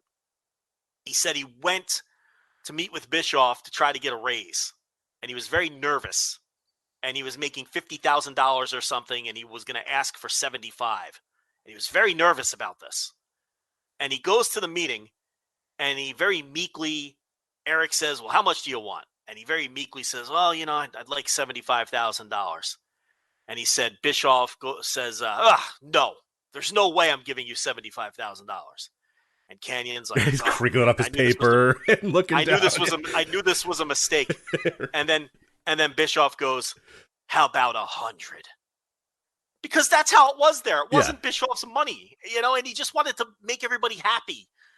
So the guy asked for 75. So Mortis is taking out $100,000 a year, which is not bad. Now, if you're a good businessman, that 75 is going to make him happy. And if you were prepared to give him 100, you give him the 75. The 76. You know what, Chris? 76,000 for your hard work, or 80,000. Yeah. From your point of view, you're saving 25,000. Yeah. Because that's how negotiating works. Because you were prepared to offer him 100, but that's not what Bischoff would do. He would just give you what he was prepared to pay you anyway. And sometimes he more or less wanted you out of his office as quickly as he doesn't want to talk to Canyon. He wanted to be a people pleaser. Yeah. He just wanted, you know what I mean? And sometimes that's good business. But sometimes it's bad business when it's 4x4 and Canyon. People you don't have to pay. And they would have been happy with the 75,000. So that speaks to your point where it's just that's how it was. I mean, they literally called the man ATM Eric. So We don't have any evidence that's the case in AEW. We know that he takes care of these people and pays them very well because he has to. It's a competitive environment. You got to pay him well. He had to overpay that first group of people to get the company going because you had to convince them to come. WWE wanted them. So I'm sure those people got incredible deals at the start. Anyway, basically I was just backing up what you were saying there with the out of control WCW payroll, which somehow has become a point of contention again lately. I don't know how that. Well, I guess for the reasons you just said, because people think AEW is doing the same thing. Right, they're going down the same path. They're signing themselves too much. They got to be careful, type stuff. But yeah, go look up WCW contracts, Indeed Wrestling, WCW contracts, Mookie Ghana. It's still all ready to all available there for you. But yeah, it's eye-opening stuff to realize the money that was going through WCW by 1999 and 2000, and a big reason why they went out of business very, very quickly thereafter. So I don't think AEW is at that point just yet, but I guess we'll see. But AEW Winter is coming. That is coming up December 15th. So far, we know of 2 matches. Hangman Page defending the AEW World title against Bryan Danielson. We also are going to have an AEW Diamond Ring match. Winner will be determined by a Battle Royal on next week's Dynamite. But I wanted to talk more about the Hangman Page versus Bryan Danielson. We'll probably have a little bit more time to preview this coming up, but I'm fascinated by this match because I think, and I don't want to get, we'll probably do this discussion again next week, but I think there's I don't know the percent chance, but there's a lot of people being like, oh, you don't beat Hangman. Yeah, Danielson just, loses and shakes his hand. And I think that's probably the most likely scenario. But what would you put at the percentage that Bryan Danielson wins this match and wins the world title? Well, first of all, this has to pop a number. I mean, this has to pop a number. They are in a rating slump, I would call it. If they come out and do a 0.32 for this show with this match on it, with as good as the build has been, I mean, now we have a problem. And now you're banking on the move to TBS to solve that problem, which, granted, it'll be right around the corner. But this has to pop a number. I don't think it's a referendum on Hangman Page. I'm not saying you got to get the title off of him if this doesn't do a number, but it's not encouraging if it doesn't do a number. This is a huge title defense against a huge star, and it has had a great build. Rich, this is 0.4 bust. I mean, do you agree with that?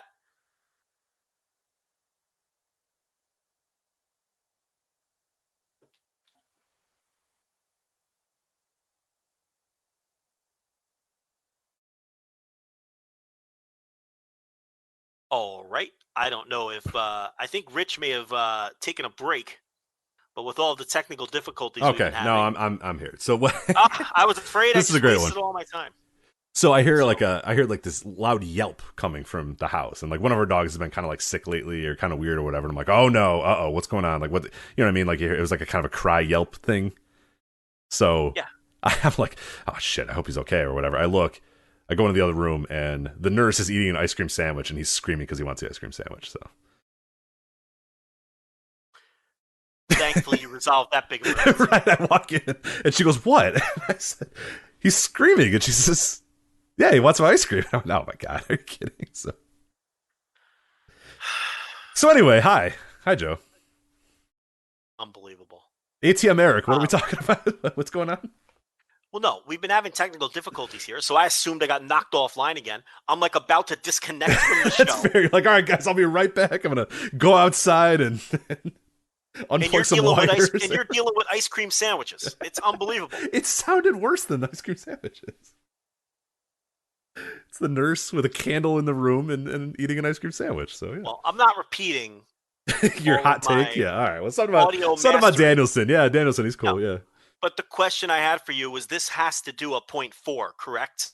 This has to deliver a number. Yeah, it's got to be a big number, and I think I'd imagine that they're putting this thing in overdrive a little bit. I mean, this week it was like winter's coming, winter. You know what I mean? It was a lot about this show. You're putting on. I mean, Hangman Page versus Bryan Danielson. That's a easy pay-per-view event. I'm shocked that it's on this show. I thought they'd actually wait a little bit longer for it, but they're ready to go and do it right away now. So yeah, I mean, if this comes in and it's anywhere in the same range that this week's show was, that's not good. That's a disaster. It has to be like you said, 0.4. It has to be 0.4. It's 0.4 or bust. The way I put it when you were off dealing with ice cream sandwiches was they're in a slump now, But if they do a poor number for this, then that's a problem.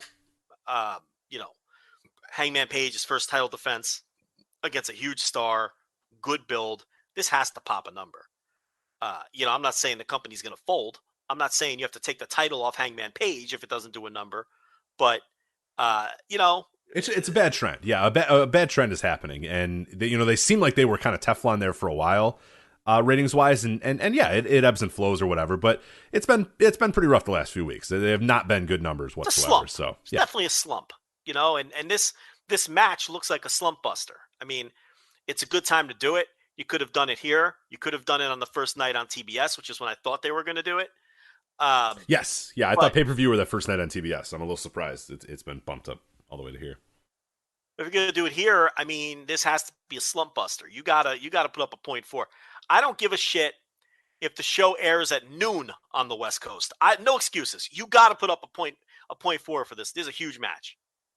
And you would think that their fans are going to want to find a way to listen. Here's what everybody's forgetting, Rich. Everyone wants to blame this West Coast start time. And I'm not saying that doesn't have an effect. It absolutely has an effect. The first week of the West Coast start times, they did a 0.4. Right there, it tells you that they're capable. Right, people found the show. That first week. So, yeah, if people want to watch the show, they're going to watch the show. Okay? So, now maybe that 0.4 would have been a 0.43, you know, with regular start times on it. But the point here is they're capable of putting up strong numbers with the West Coast thing, which obviously is hurting. But a match like this, I'm sorry, it's a 0.4 or it's a bust, in my opinion. The build has been good, but here's the thing. If people don't show up for the match, then the build wasn't good. Right. That's going to tell us whether the build was good or not. And so far, I think it's been good. I think Danielson's been great. I love it. Yeah, I love the build. So I hope it does do well because it would align with my thoughts what good builds are. But yeah, if it doesn't do well, then I guess, I don't know. Both. Then it didn't connect with people. That's the bottom line. But those people are wrong, Joe, because this rules. So that's... But here's the thing. To answer your first question, I have tried in my mind to come up with a scenario where it would make sense for Bryan Danielson to win because I want him, as a fan, I want him to win because I'm loving the work that he's doing. I love the heel stuff, but he's not going to win, and he shouldn't win. I mean, I don't think he should win either. You know, you can't. The only scenario I can come up with is Danielson wins it here, but then Hangman wins it right back on the first night on TBS. You do the rematch. But they're not a company that books that way. No, yeah, and and I'm glad, and they shouldn't, and I like that they have kept that away, and I like that they've kept longish title reigns as well. I would not, I mean, I understand why you would do that, quote unquote, why you would do that for to pop those two big numbers, but that's some WWE bullshit. You know what I mean? Don't worry about popping two big numbers. Pop your business overall. Yeah, don't hot shot this shit. That's hot shotting, and that's something Khan has not done. He is not. He is conservative as a booker, almost to a fault. Rich, if he wanted Dynamite to do 1.5 million viewers, he could book a show that would do that. Oh God, yes, yeah, he'd do it. With the talent that first week on TBS, he would. Yeah, there's no doubt in my mind that he could do that if he wanted to, if he needed to. Yeah, with this roster, okay. You do Hangman, Bryan Danielson. You do CM Punk versus Adam Cole. Just make all the dream matches. Sting wrestle against someone. You know what I mean? Yeah, there's plenty of things you could do. Okay, you do the MJF. You do MJF, CM Punk, and you do Bryan Danielson. Hangman. Yeah, right. Adam Cole versus somebody. The Bucks brothers. Bucks versus the Lucha Brothers. Sting versus MJF. Or, you know what I mean? There's plenty of stuff. Or Sting, not MJF. Sting versus whoever. It's Sting versus anybody. Yeah, pick someone. Singles match for Sting. Yeah, there's plenty they could do. Break up Sting and Darby and do the singles match and do it all in 2 weeks. Right? Oh yeah. There you go. You know, Vince Russo would do all of that, and he would pop a big number, and then it would fucking crater, and that would, and they would burn through everything in 3 months, and that'd be it. Khan understands you can't do that. He's a very conservative booker. I think that is hurting his numbers to some extent. I also think that they know they can do bigger numbers, but I think they feel like slow playing things is the right way to do business and the right way to do things. And I think that's part of the strategy. I do think that they should turn up the dial a little. Can we go from a 4 to a 6? We don't have to go all the way to 10, but can we go from a 4 to a 6 with the TV a little bit? I don't think that would kill you. Okay. But no, this is a long-winded way to say I would love for Bryan Danielson to beat this guy, but it's not the right thing to do, and I don't think it's going to happen. Yeah, I think it's not a 0% chance, but I'd say it's probably a pretty low percent chance. Yeah, it's like a 5% chance he'll win. I mean, it would honestly, it would stun me, because I think that would have the potential to be damaging to Hangman Page, because to just lose it that quickly in your first defense. Well, and the optics too of him being the first AEW guy, you know what I mean? Like the first guy that's not a Chris Jericho, the first guy that wasn't a superstar somewhere else or whatever. Their guy. It's their built guy, the guy they built from, wherever he was coming in to where he is now. Like that was them that did it, and then he just loses to another WWE guy, Bryan Danielson. I mean, the optics of that are rough. So I get that. Him losing the title quickly does kind of fit his larger arc of this guy who, doubts himself. Right. You could have somebody come in and turn on him, you know what I mean? Or somebody come in and cost him the match, and that, kind of kickstart the next 6 or 7 months of his story. Or he could just come up short and then doubt himself again. Sure. Yeah. That's risky though, because it's very risky. Yeah. People are going to be like, fuck this. We were with this thing, and now you crown, and now you're taking away from us again. So that's risky. I don't know. The point here is, we don't think he should lose. We don't think he will lose. We're just trying to come up with potential scenarios to give the thing a little more juice.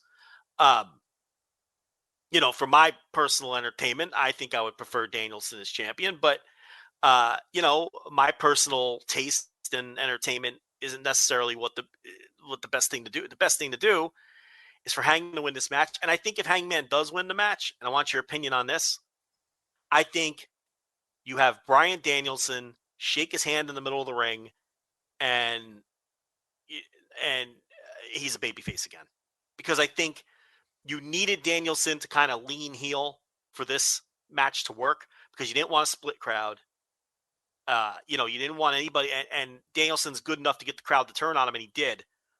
But I feel like the fan base is more than willing to re-accept him as a babyface. Oh, for sure. And he hasn't done anything like inherently evil or awful. And I talk about this all the time. Right. Like WWE heels go way too far in the other end, and where they're burning people alive and running people over with cars and stuff. And then, 2 weeks later, 2 weeks later they come back and say, all right, and then the fans are supposed to go, yeah, that guy. Like, Danielson's just a really confident asshole. And like, he's just the dick. Yeah, and that's fine. Like, he could say, hey, look, you know what? I got a little too full of myself, but you proved to me that you belong. You're a hell of a wrestler. Put it here. And the handshake. And then he endorses him. Yeah, and that's it. That's all it needs to be. And Danielson, again, hasn't done anything inherently awful or evil that's going to make fans feel dumb for saying, I booed that guy 2 weeks ago, but he's all right. He's fine. He didn't kill anybody. He didn't set somebody on fire. He was just kind of being an asshole. So yeah, you can very easily. And then, like you said, his story pivots to, I got a big head. I really thought I was, but I have work to do. I'm not the best in the world. This guy is. I got to start back from the bottom. And fans would absolutely. They're just going with the story now, and they would take. I think that's the way you play it. I think because then then Hangman gets the endorsement as well, which, is also traditionally in wrestling, when that works out, it's very important. It doesn't always work out. The Rock raising Roman Reigns' hand at the end of that Royal Rumble. Yeah, that's been great. And they're getting booed out of the building. But that was the idea behind that. Let's give them that. And ironically enough, that involved Daniel Bryan being thrown out of that Royal Rumble in like 6 minutes, which is what pissed everybody off to begin with. That was the same one, right? Pretty sure it was. No, so I think that was the one where he didn't show up at all. Oh, and Ray got booed for being number 30. Yeah, it was number 30. 5, 4, 3, 2, 1. That was the one where Big Show and Kane just systematically threw out like 12 people in a row. And then, number 30 came and it wasn't. Because Bryan faced Bray Wyatt earlier in the night. That's right. It's really hard to keep WWE's Royal Rumble WWE's shitty Royal Rumble booking and not going with Danielson for 2 straight fucking years. And then pretending like they went through him the whole time. By the way, patreon.com/Voices of Wrestling, the Yes Movement, where we are breaking WWE's dumb narratives about Daniel Bryan and proving that they had no fucking plan for the guy. They lucked into it. Silly me mixing up 2 matches where WWE completely has no read of what their audience wants. Silly me for mixing that up.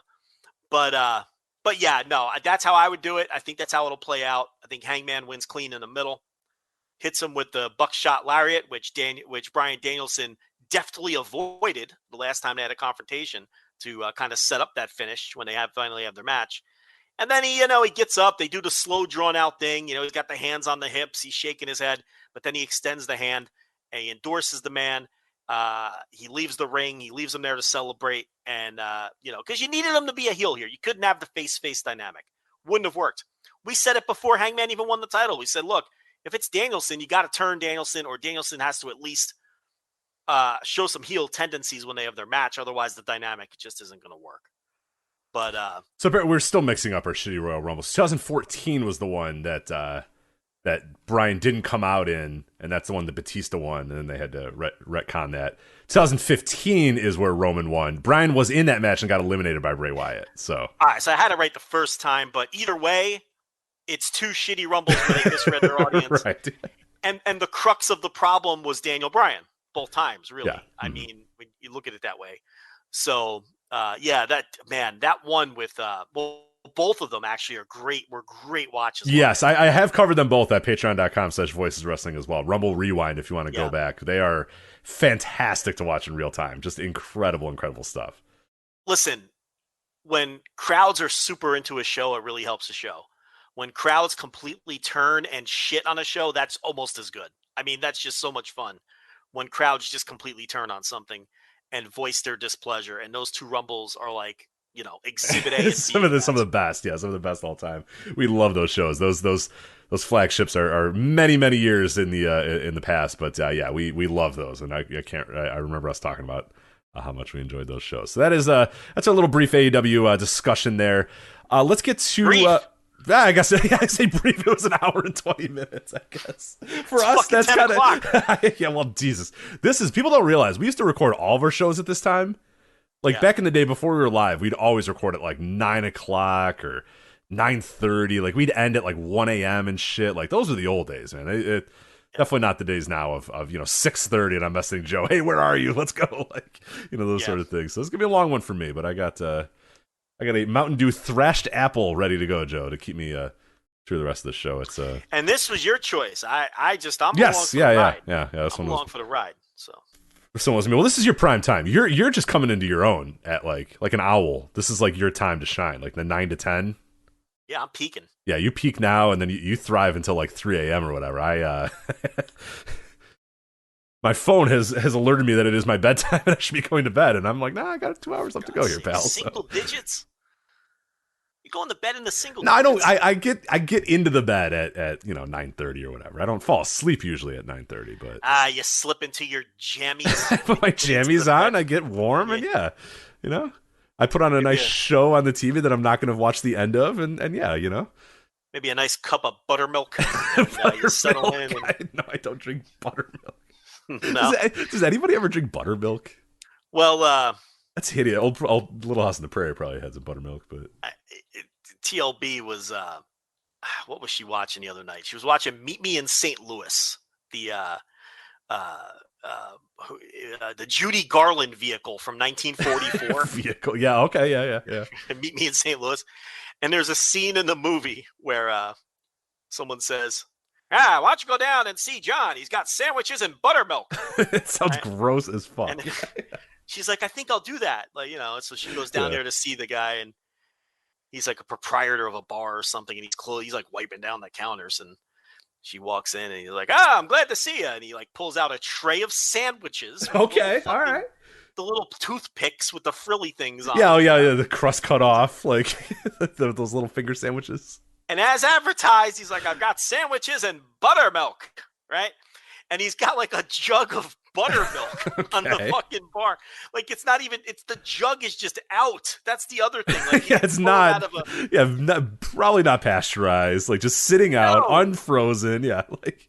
And remember, this movie was made in 1944, but it takes place in 1904. Okay, so there's like no refrigeration or anything. So he just has like this buttermilk, and he pours her a nice tall glass of buttermilk, and she's enjoying like a turkey sandwich. And I turn to my wife and I'm like, who the fuck drinks buttermilk. Like, what is this? Like, has anyone drank a glass of buttermilk since 1904? What were they, like, the only reason you would drink buttermilk is because that's your only option. No one is Rich, do you know anyone who drinks buttermilk? I don't. And the reason I know that, like, it's kind of funny because every year for the Indy 500, it's a big deal of like what type of milk people drink, and usually they drink like they win the race and then they'll drink milk. Many years ago, a couple decades ago, a guy won. I don't know if you're are you up on your Indy car racing or anything like that? Try me. Do you know who Emerson Fittipaldi is? Yes. Okay. He drank orange juice, and everybody was like, "Oh," because he owned like an orange orchard or something like that. So it was very contentious for a while there. How dare this guy come to America's heartland and drink? There was already like, these foreigners, they're taking over our racing. There was already that, and then this asshole drank orange juice, and that was pretty bad. But anyway, what? So every year they people can decide, if they win, what milk do you want? Because they have to have it ready to go. If X guy wins, this guy's going to get milk or whatever. Last year, I believe it was, or maybe it was last year, the year before, they officially stopped offering buttermilk as an option because nobody had chosen it in so long that they were like, why do we still offer buttermilk? Yeah, it's just one of these foods that people have stopped eating. Yeah, and the quote, I think I found the quote, she says, buttermilk's not the drink that it was in 1936 when they all drank buttermilk. Right. Buttermilk. And now these very in shape race car drivers are like, no, I'm not going to drink buttermilk. You want me to drive in the middle of this, in May? You want me to drive 500 miles for 3 and 4 hours? And you want me to drink buttermilk when I'm done with the race? No. Give me 2%. Awful. I'm going to have 2 sips of it, and then I'm going to drink water or Gatorade or Pedialyte or whatever. Or one guy chose chocolate milk. I'll give him that. That seems very refreshing for sure. Buttermilk? Do you know how thick that is? No. Could you imagine? On the bedstand, you settle in. Right. You have a little buttermilk and a turkey sandwich before you hit the sack. That's what they were doing in this movie. Yeah, so it's because it's leftover. It's like the remnants of butter. I mean, it's not called buttermilk. It's literally butter, right? Why would you drink that? It's warm buttermilk, and he's like, I have buttermilk. And she's like, yes, please. Buttermilk? Of course I'd like some. Sounds great. And she's awful.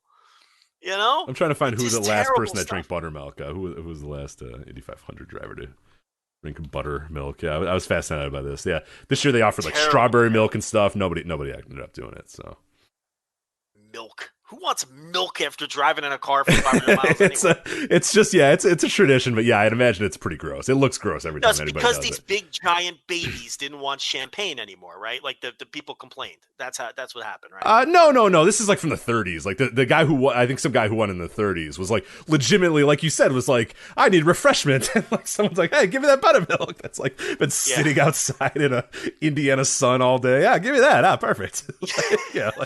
And he died of typhoid or whatever, Yeah. Thick, yellowish buttermilk. Right. It's congealing and on the outside all day. Yeah. The buttermilk is 87 degrees sitting there in a fucking pitcher in the sun. And this guy's guzzling it down after a tough race. Yeah, I can't imagine. Buttermilk. Ugh. The worst. Yeah. Then she's watching all these old movies because she all of a sudden she feels like she has to watch these classics, right? Okay. Are these Christmas classics or just any classics she's watching? She's just some of them are, but I don't think Meet Me in St. Louis is a Christmas I don't think so movie. either. Yeah, I don't think so. She's was inspired by watching, Turner Classic Movies. She's inspired. But the other night she put on White Christmas with Bing Crosby. Yeah, movie stinks. And so she puts it on, and Rich, the very first scene, I shit you not, is Bing Crosby singing his most popular hit, White Christmas. Who would have thought? Yeah. I'm like, well, now what do they do? This movie's 2 hours long. They just blew their wad in the first 5 minutes. Bing Crosby singing White Christmas, and Bing Crosby stars in White Christmas. Yeah. Why would you watch the rest of this now? You would think you would put that at the end. That's the fucking main event, is Bing Crosby singing this legendary song in the movie where it came from. He sings it literally in the first scene. I'm like, well, we're done watching this, right? Why would I want to keep watching this? There's no point now. It's like running the main event first. Right now, we could all go home. So, yeah. And the acting in these movies is just atrocious. I mean, I don't care what anybody says. The acting is fucking horrendous. I know that's just the way they did it back then. I get that. But yeah, there's a certain tone that they have, and there's a certain way they act. The voises are all kind of weird, and yeah, it's like yeah, that's how they all. Hey, would you like some buttermilk? Like, right? Yeah. Hey, Bob. Talks like that. And then I had this whole argument. She's like, "Well, that's how people talk back then." I was like, "No, that's how the actors acted back then. I don't buy for 1 second no. that people spoke like that in fucking 1940. I'm not buying it." Yeah, these movies are fucking terrible. I can't. Yeah, that one particularly stinks. That's a terrible movie. I mean, people are going to get mad at this. These fucking the kind of people who call movies films are going to get real mad at us for this. The people who put the years in parentheses after they talk about a movie. Yeah. Yes, the people who are going, yes, Meet Me in St. Louis, parentheses 1944, directed by, those people are going to get real mad at us, but these fucking old movies stink. They're for the fucking birds. They're all terrible. The only entertainment value in these old movies is fucking shitting on them while you're watching them, like making fun of them for drinking buttermilk. Like, that's the entertainment, making fun of them for drinking buttermilk and eating turkey sandwiches with the buttermilk. That's all. Anyway, that's my review of Meet Me in St. Louis. You go Meet Me in St. Louis with a little side swipe at Bing Crosby's White Christmas as well. So. Starring Judy Garland. You know, she left her husband because she was fucking the director from Meet Me in St. Louis. Was that the movie? Fantastic. There you go. So, that's what Judy. So you watch these shit movies. You're looking at the fucking Wikipedia page, of course, from the shit movie, and you learn these things. So there you go. Good for Judy. You know, Judy Garland sucks. Oh, she's so bad. Like even her singing voice is just irritating. Like, I can't. Like, I'll let you take that heat. I don't have a strong opinion on Judy Garland's singing voice. I don't really care that much. So yeah, classic movies are pretty terrible. I also don't watch any movies, so I can't really say. I think all movies suck. So. Yeah, you're not a movie guy at all. There's some that I like, but most I don't like. So. White Christmas. I'd rather watch Bad Santa. That's a good Christmas. Yes, I would agree. Bad Santa's fantastic. I watched Bad Santa in the theaters, and I don't think that I've laughed more. It was me, my friend, and my mom took us. I don't know why my mom took us. She still to this day loves Bad Santa. Who, your mom? Yeah, she loves that movie. See, that's one of her favorite movies ever. She's not. She enjoys when people wear glue. Yeah. Oh yeah. No, and I remember leaving that movie theater, and we had no expectations of what that movie was going to be, and it like blew away what we thought it was. I was dying laughing at that movie. Bad Santa (parentheses 2003), directed by Terry Zwigoff. So there you go. Is that who directed it? Yeah, Terry Zwigoff. Do you know that off the top of your head, or do you have to look that up? No. Why would I know that? Okay. All right. Of course I don't know that. But, yeah. So there you go. Here's his, what else did he make? He made Ghost World. That's weird that he would do that in Bad Santa. He's only directed 5 movies or 6 movies. So there you go. Yeah. How the hell did he? He struck gold with Bad Santa. Then good for him. Yeah. Most Christmas movies stink. So they're all bad. Yeah. Anyway. Fine. All right. Speaking of bad, let's talk about this NWA show here real quick, because I was going to start with NXT, or you know what? Let's do NXT first. I think that's well, whatever you want to do. Yeah, but they're both terrible. So which terrible wrestling promotion do you want to go through first? Well, I can tell you that my least favorite thing about this job that we do here is watching NXT 2.0. It is a horrendously bad show. I cannot stand the show. Yeah, for people that are not watching NXT 2.0, I always keep like one eye on it, but we don't talk about it all the time. You watch it, I think, every single week. It is exactly as we predicted, and somehow even worse than we predicted. We were kind of excited about it at first, but it has gone straight into shitter. It's so bad. It's Raw with green talent, which is like the worst combination humanly possible. Rich, on this week, did you watch NXT this week? I did. This week, I decided to forego my watching of NXT 2.0. Did you? Okay, well, do you still have your ladder match tally? Because they had 2 this week on NXT 2.0. Oh 2 ladder matches. Oh, you know what? I lie. I'm lying. I did see like 5 minutes of Braun Breaker and Johnny Gargano, Johnny Wrestling. Yeah. I'm off the Braun Breaker train too. Look, he's got the look, he's got the pedigree. He just, I don't know, when the bell rings. Not he's to rip green off. as fuck, though. I mean, how many matches does he have under his belt? He's green. main eventing. He's main eventing ladder matches. What are you doing? This isn't developmental. What are you doing? I know. He's green, obviously, but I don't know. When the bell rings, he doesn't like project charisma at all. Like he loses everything when the match. Yeah, well, starts. if we've heard anything about like in that company, especially, there's all those like exit interviews that people say. A lot of people say it's just like impossible to feel confident because you always feel like you're not doing the right thing or they're kind of sucking it out of you.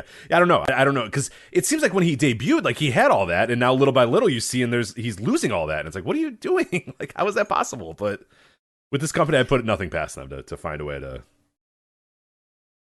Yeah, I mean, you got to give a lot of this talent a break, but I feel like, man, promos he nails that, and he looks the part, and it's like he has all the tools. But whenever this guy wrestles, it's just he doesn't carry himself like you think he should. He did when he was beating people in 10 seconds, but anytime he has to actually have a wrestling match, no crowd connection. Just and I guess that comes with the territory of being green, but that's also something a lot of people just never pick up, So I don't know. I've lost a lot of enthusiasm for him.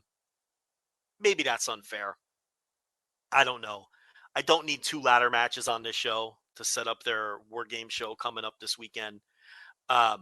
It's just let me pull that show up. Start running down the War Game. Yeah, I got it all here, which for again, like I mentioned at the top of the show, this is a takeover, but they're not calling it a takeover because everything that was Triple H's NXT has been burnt to the ground and kicked and pissed on and then burnt again just to make sure, because it is no longer a takeover. Takeovers are done. It is NXT 2.0 War Games, but it is quote unquote a takeover.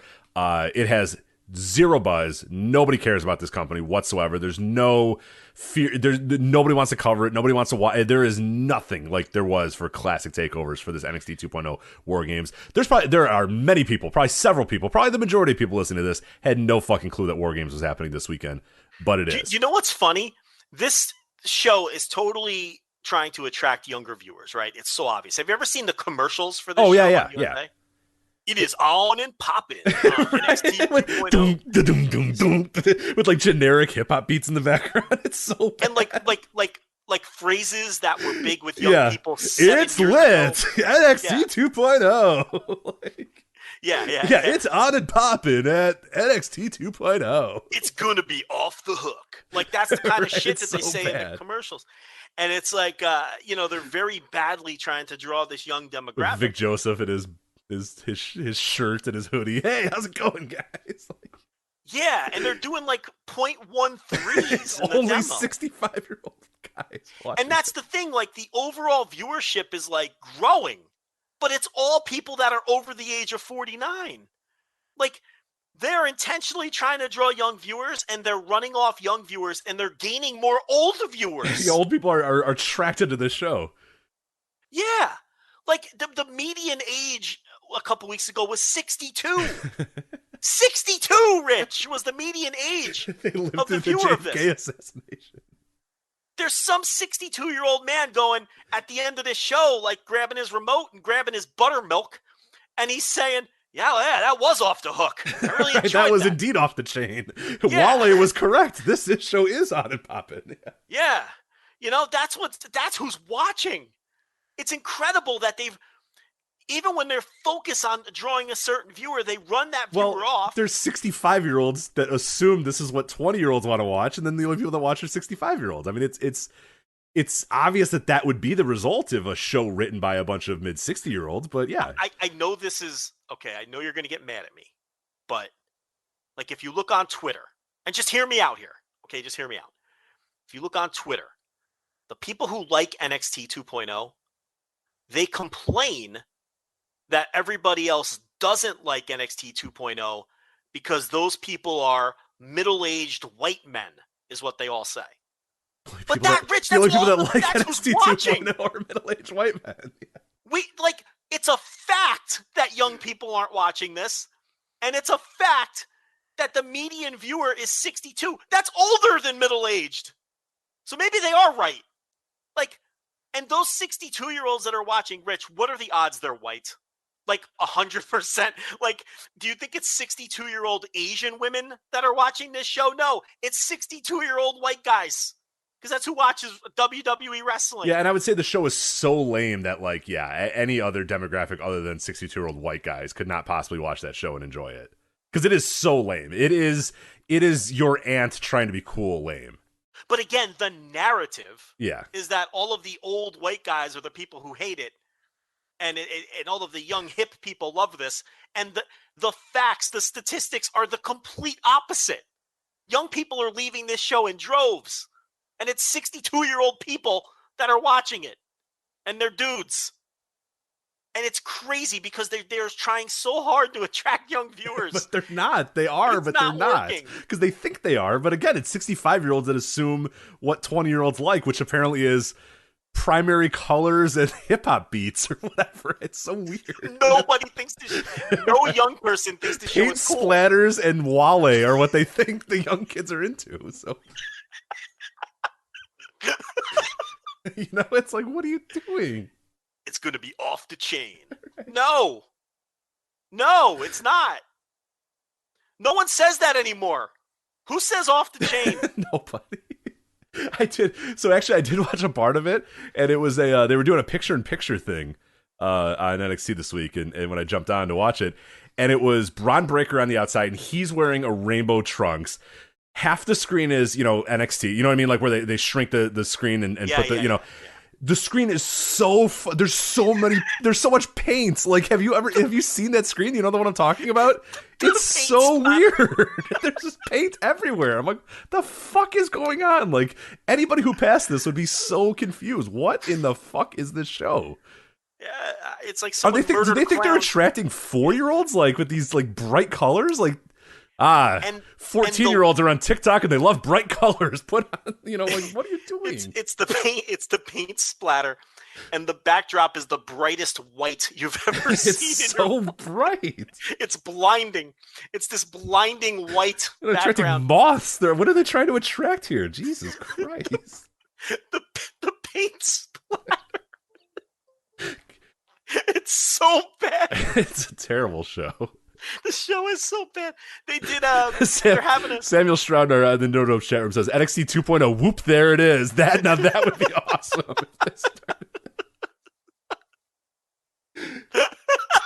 That would be incredible if they started doing it.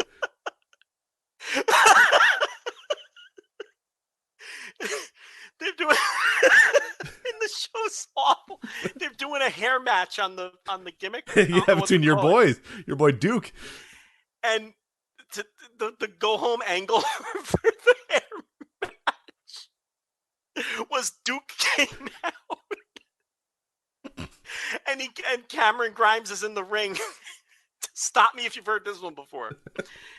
And so on the Titantron or whatever you call it, the video screen, Duke has all of the photoshopped examples of the haircuts.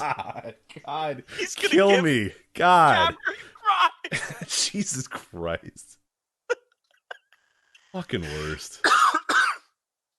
And they wonder why it's all 62-year-old men watching this. Jesus. He's got a mohawk. Yeah. Oh, yeah. Classic. And he's shaved bald, right? Yeah. Like, and then he has like hair on half of his head and not on the other half. And you're supposed to think that this is hilarious. Yeah. This is hilarious. No one in the crowd cares. Is Vic Joseph laughing on commentary? Of course. They always have. You got fucking Wade Barrett, and he's like, oh, I could just picture him with that haircut. It's awful. It's awful. No one in the crowd is laughing. No one thinks it's funny. It's the same shit they've been doing on Raw since 2004. How many times have you seen that gimmick? 2004. They've done it since 1999. I was there live for one of them. Chris Jericho did it to fucking Chris Benoit once. He was talking about him on a boat or whatever the fuck. I don't even remember what it was. It was ridiculous. So. Beth could you imagine Cameron Grimes with a mohawk? Even she's done with this shit. Yeah. It's too lame for even Beth Phoenix to handle, so. Oh, he looked terrible with that haircut. Well, speaking of hair versus hair, Cameron Grimes versus Duke Hudson, so. Why don't British people say the R's? Wade Barrett. You're gonna have to ask them. I can't tell you. Why. Anyway. Turn down this card. Hair versus hair. Cameron Grimes versus Duke Hudson, fresh off their solid poker game. Well, Rich, you will be shocked to learn that this feud started when the novice Cameron Grimes won a poker hand. Oh, wow. Against the poker pro. And Duke Hudson, the pro, went on tilt, as the pros say, and flipped the table on the novice who beat him in the poker hand. No one was expecting that to happen. Especially the table flip. You definitely do not expect a table flip to occur. So that's how all of this started. And now we have to tune in to see what funny haircut Cameron Grimes gets. This, what day is this shit? Saturday. I don't know. I actually have no idea. I'm not watching. Are you kidding? I'm not watching this thing live. You gotta watch. We do an instant reaction after 4 games. Live instant reaction. It would be like the last time we did a takeover and we lost it. We got 5 less people. It is on Sunday. It is on Sunday, exactly as I suspected it was. So, okay. Just as I told you, Sunday. Yeah, Cameron Grimes definitely losing his hair here because Vince probably hates his hair. So Vince probably thinks he looks greasy and weird. So I think the poker player's losing this. Okay. Also, I don't care enough to debate you on. Yeah, there you go. So let's move on. NXT Tag Team Titles: Imperium, Fabian Eichner, Marcel Bartel versus Kyle O'Reilly and Von Wagner. Yes. NXT Cruiserweight Championship match. Okay, hold on a minute. Hold on. Yes. Okay. NXT Cruiserweight Championship match. Roderick Strong, your Cruiserweight Champion, versus Joe Gacy. Yeah, I know where you're going with this. Excuse me? See, Rich, I know where you're going with this. I understand that 205 Live might have people that are not under 205 pounds now. That's fine. Whatever. Don't weight shame. Listen. What is the limit on the Cruiserweight Championship? I don't, especially someone that's inclusive like Joe Gacy, which, by the way, the worst character on television, far and away, one of the worst characters in wrestling history. Just missing the plot entirely. Not even sure what the plot is with it. It's so bad. We have no idea if he's a heel or a face. It's impossible to know what he's supposed to be. Is he disingenuous? Is he true to his word? Is he trolling? Fucking knows. Just be careful. With equity, inclusivity, Rich. Yeah. Don't go after this man's weight. Be careful. This character could work, but with the way they're doing it, it does not work at all. Because, like you said, people are just like confused on how to react. Like he's not. Rich, there's like probably 500,000 Twitter accounts that you can base this character on, and it would be like the best heel of all time. And you could just steal their words too. You know what I mean? Like steal their words. Yeah, have a list of the those Twitter accounts, and then just occasionally every single week refresh, copy paste, and then just steal those words, and it'd be perfect. Yes. And have him not dress like a banker. I don't understand. The music doesn't make any sense. He dresses like a banker. Yeah, what's with the music? It's so weird. If people have not heard Joe Gacy, I'm not going to play it on the show because I don't, but go look up Joe Gacy's NXT 2.0 theme. It makes no sense. Well, the thing is, Rich, he is a fat guy who doesn't weigh 205 pounds, but that's the point. You're missing the point, Rich. It's equity. It's inclusivity. Got it. This week on TV, he was good. He wrestled. He brought out a black guy. He brought out a woman. He brought out someone else. He had the battle royal. Yeah, the inclusivity battle royal. He's having a gauntlet. Yeah, against men and women of all shapes and sizes and creeds and races. And then right before he beat up the woman, he got cut off. They teased doing the intergender, but we didn't get to see that. Sounds awesome. Yeah. Sorry, I missed it. Okay, so I guess I've missed the hilarity that Joe Gacy's going. He's going to definitely win this title too, right? Well, look, you were on the right track. You knew this man. You knew this man, if he stepped on a calibrated scale, was not going to come in under that. No. Especially, I mean, one of an angle I loved back in 1998 WCW was Disco Inferno going for the Cruiserweight title, and him trying to prove constantly that he was indeed under the weight limit and had to get weighed out. JJ Dillon make him weigh himself before every match, make sure he stayed on the limit. So Keiji Muto did that in All Japan like 15 years ago. Yeah. That's a good gimmick. That's fun, but I guess this one is too. But well, it's the same gimmick. Yeah. Well, not really, because he doesn't have to weigh in. His point is it shouldn't matter how much he weighs. He should be allowed to do right. it. Yeah. Right. Yeah. For people that do not watch NXT, it is what your uncle thinks that like quote unquote cancel culture is. Like if you asked your 65-year-old uncle, that's probably why all the 62-year-olds are watching this show. If you went to Thanksgiving or Christmas and asked your 65-year-old uncle what he thinks cancel culture is, he would kind of think Joe Gacy, but again, not enough. Like not well enough. I don't even know if it's that. I think they're just afraid to go all the way with it. But if you don't go all the way with it, it isn't good. It's just this weird lame. I tend to think that they're not quite sure what that even is. That like Bruce Pritchard just read an article in some fucking magazine about it and then decided. They know because they hate it. But that's what I mean. But did they even know what they hate? Probably not. But yeah, I don't know. I guess we're giving too much depth to Joe Gacy, and it's probably not. Way too much. I just think they don't want to go all the way with it because they're afraid to go too far with it and piss off and rattle the wrong cages. You know what I mean? So he's essentially just like a weird Jehovah's Witness thing guy or whatever the hell it is. So. Yeah, because then you're going to get some people who are like, well, he should be a baby face if he, you know what I mean? And they don't want to deal with that shit. Yeah. So, They just half-ass it. Anyway, Women's War Games. Raquel Gonzalez, Io Shirai, Cora Jade, and Kaylee Ray versus Dakota Kai and Toxic Attraction. Oh, boy. They'll be hanging from the rafters on this night to see what will happen. Oh, boy. Yeah. These are a lot of people that I don't know if I necessarily want them in a War Games match. Io Shirai is going to have to work her ass off here. Kaylee Ray is going to have to work her ass off here. Do you think they'll be the typical 45-minute classic NXT War Games, or do you think because I don't think NXT, you can. You can't. Well, it's NXT 2.0. Maybe they'll be neat and tidy. Yeah, I would assume that the main event probably goes, but I mean, there's some rough stuff in the main event too. I don't know. I mean, you cannot. I mean, look at the names in this match. Jesus Christ! Like, there's no way you can go 45 minutes with JC Jane and Cora Jade in a War Games. You know what I mean? God, Cora Jade, Gigi Dolan and Mandy Rose and JC Jane in a War Game. What are we doing? I really thought Tully is rolling in his grave. He's not dead yet, but I really thought they were going to dial this back and be true developmental again. I mean, what are we doing with 2 ladder matches, War Games? What are we doing? It's like half these people don't know how to wrestle. Yeah, this is particular. I mean, the main event, the men's War Games, I think there's enough people on the black and gold team to kind of keep things. And there's some good talent on the team 2.0 as well. It's going to have to be very well, very structured, very particular. And I'm sure agents are working on that now. I mean, there's going to be scenario. I guess with the women's War Games, Io Shirai is going to have to literally be there the entire. She's going to have to start and she's going to have to finish this match, right?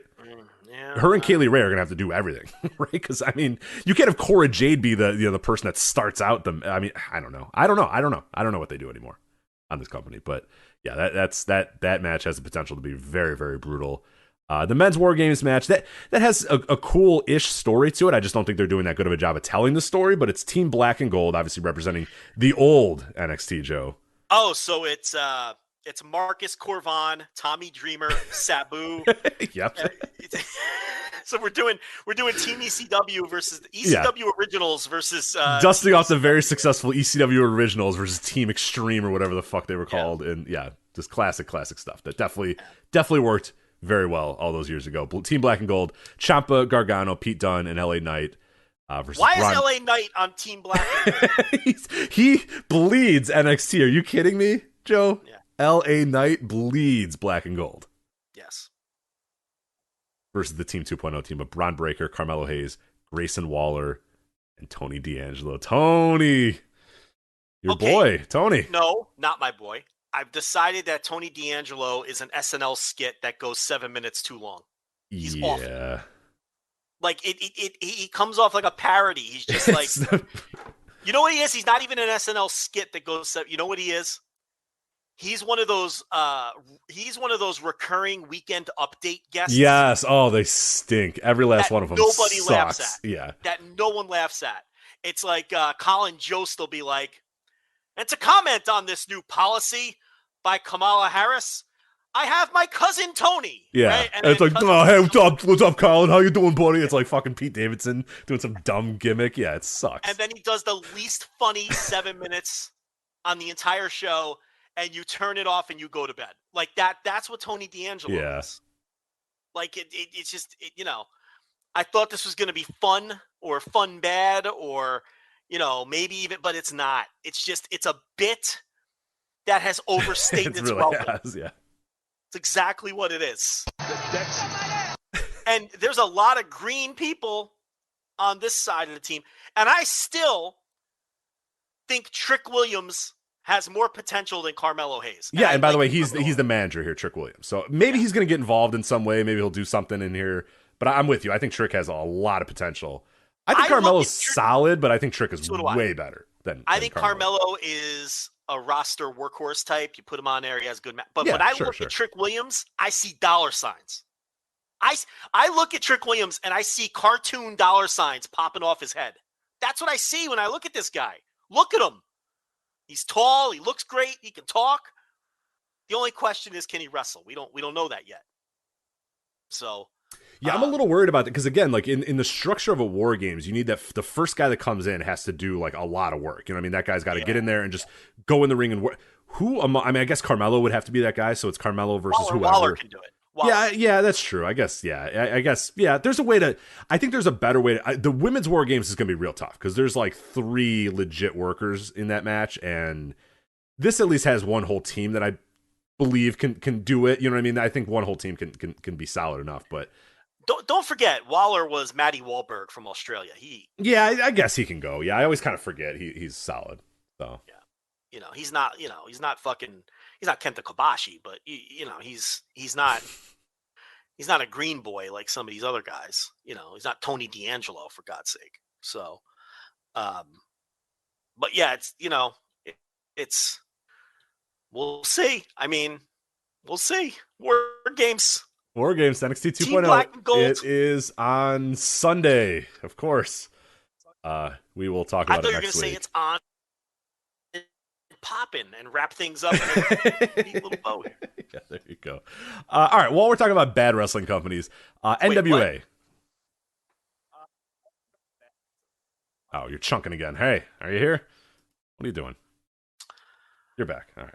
Let me tell you something about NWA. Am I here? You tell me. You are here. I'm back. You're back.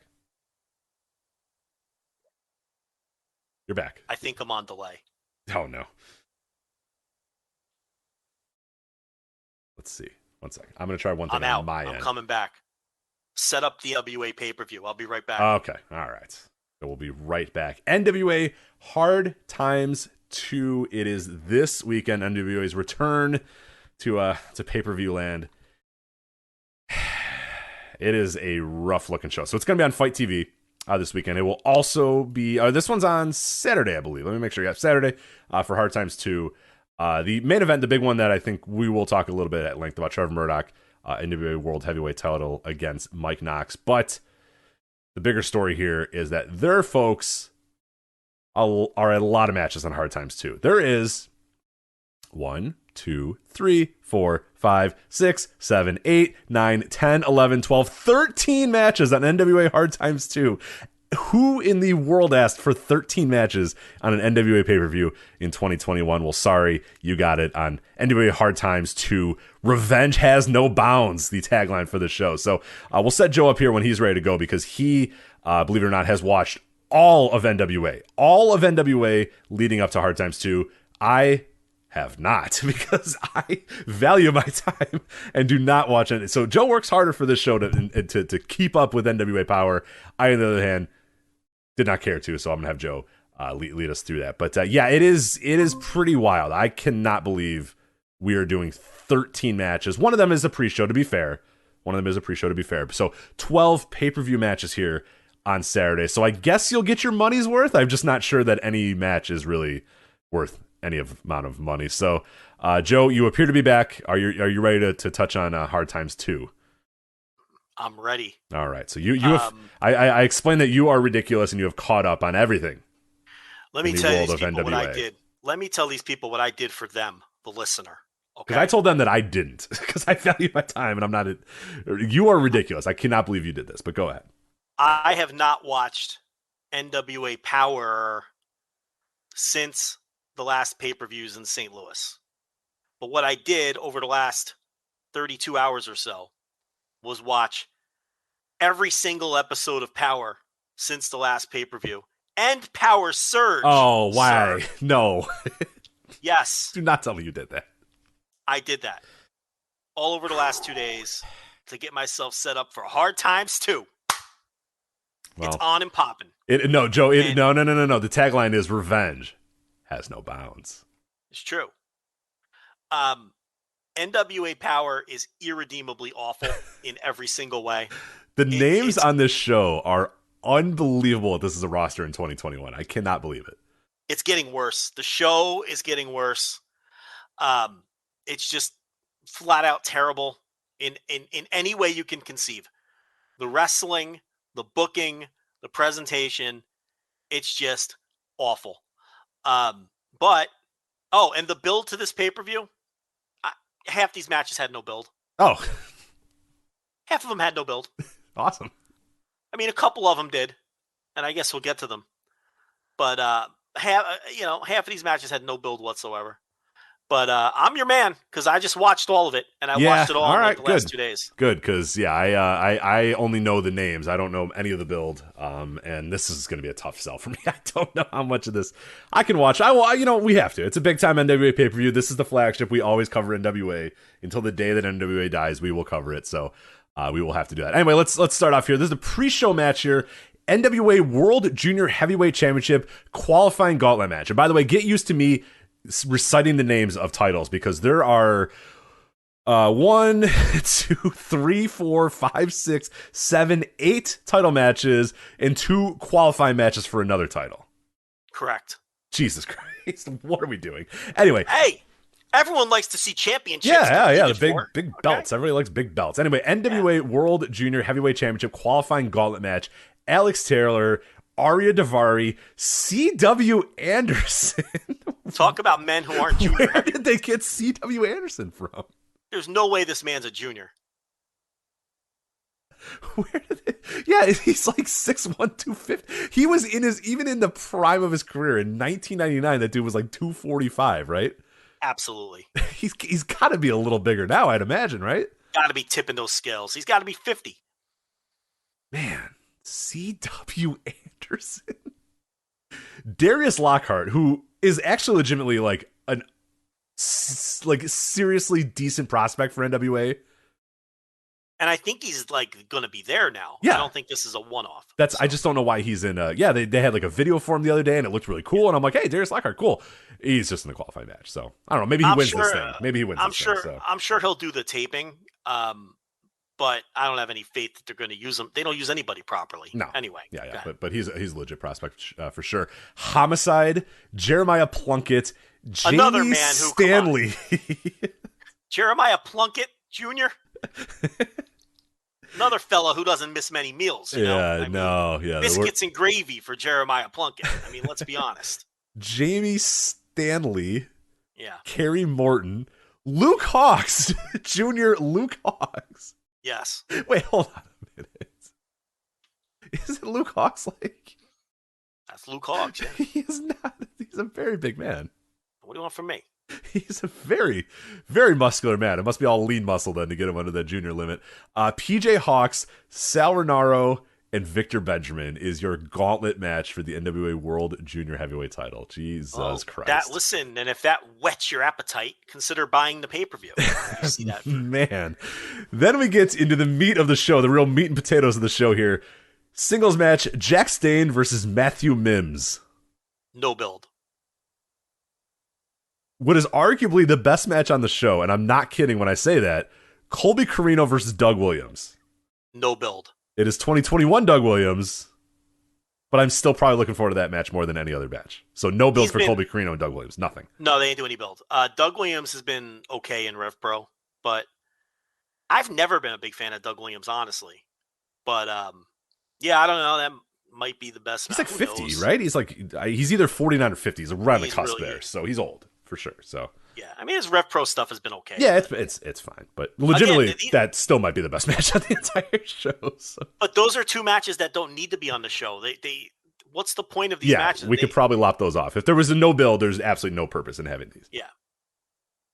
This has a build, Joe. A grudge match, no accompaniments at ringside, and if either man is disqualified, they will be suspended. Forget this. 8 weeks. You're out of here for 8 weeks. You're out of here for roughly 2 months. How'd they come up with that? That's probably the length of time that the next tapings are going to take up. Say. So. Nick Aldis versus Tom Latimer. It has to come to an end here now. Finally, Joe. We're all just dying to see how Nick Aldis and Tom Latimer are going to settle their differences in this grudge match. All right. Can I say something nice now? Yeah, go for it.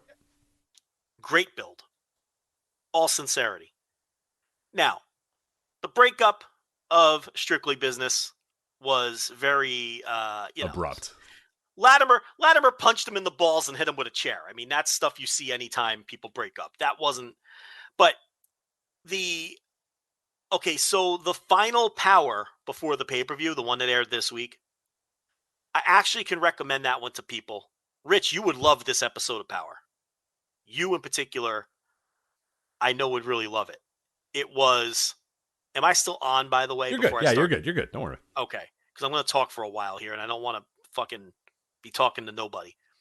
So it wasn't a traditional episode of Power. It was at a desk, and it was Trevor Murdoch, and it was Nick Aldis, and they were just being interviewed by this dude, and they were just talking like human beings, talking about their past, talking about how they've crossed paths over the years, and then they got into work mode and started putting over their matches. And Nick Aldis talked about how Thomas Latimer was more than just a friend to him. He's been a brother to him. When Thomas Latimer had troubles, and everybody knows the troubles he's been through, he was always there for him. And then they showed footage, like home video footage of like Nick Aldis's kid blowing out the candles on his birthday cake, and Tom Latimer standing there out of character, just clapping for the kid and holding the kid up on his shoulders and laying it on all super thick. And Nick Aldis saying how he can never imagine allowing this man back into his house ever again. And it was just, it was the old NWA, like when they would do the 10 pounds of gold and the things like that really got us interested in this company.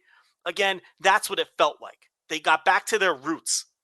And if NWA Power was this kind of stuff every week, I would love this shit. Right? And then later on, they showed a Harley Race versus Terry Funk NWA World Title match in its entirety, and they had Nick Aldis and Trevor Murdoch do like commentary over it while they were watching it and talking about this match, and it was just such a unique episode of the show. And then they had Trevor Murdoch talk about the Mike Knox match and everything, but man, it really took you back to like 2 years ago when all of this got restarted again. And they would do sort of these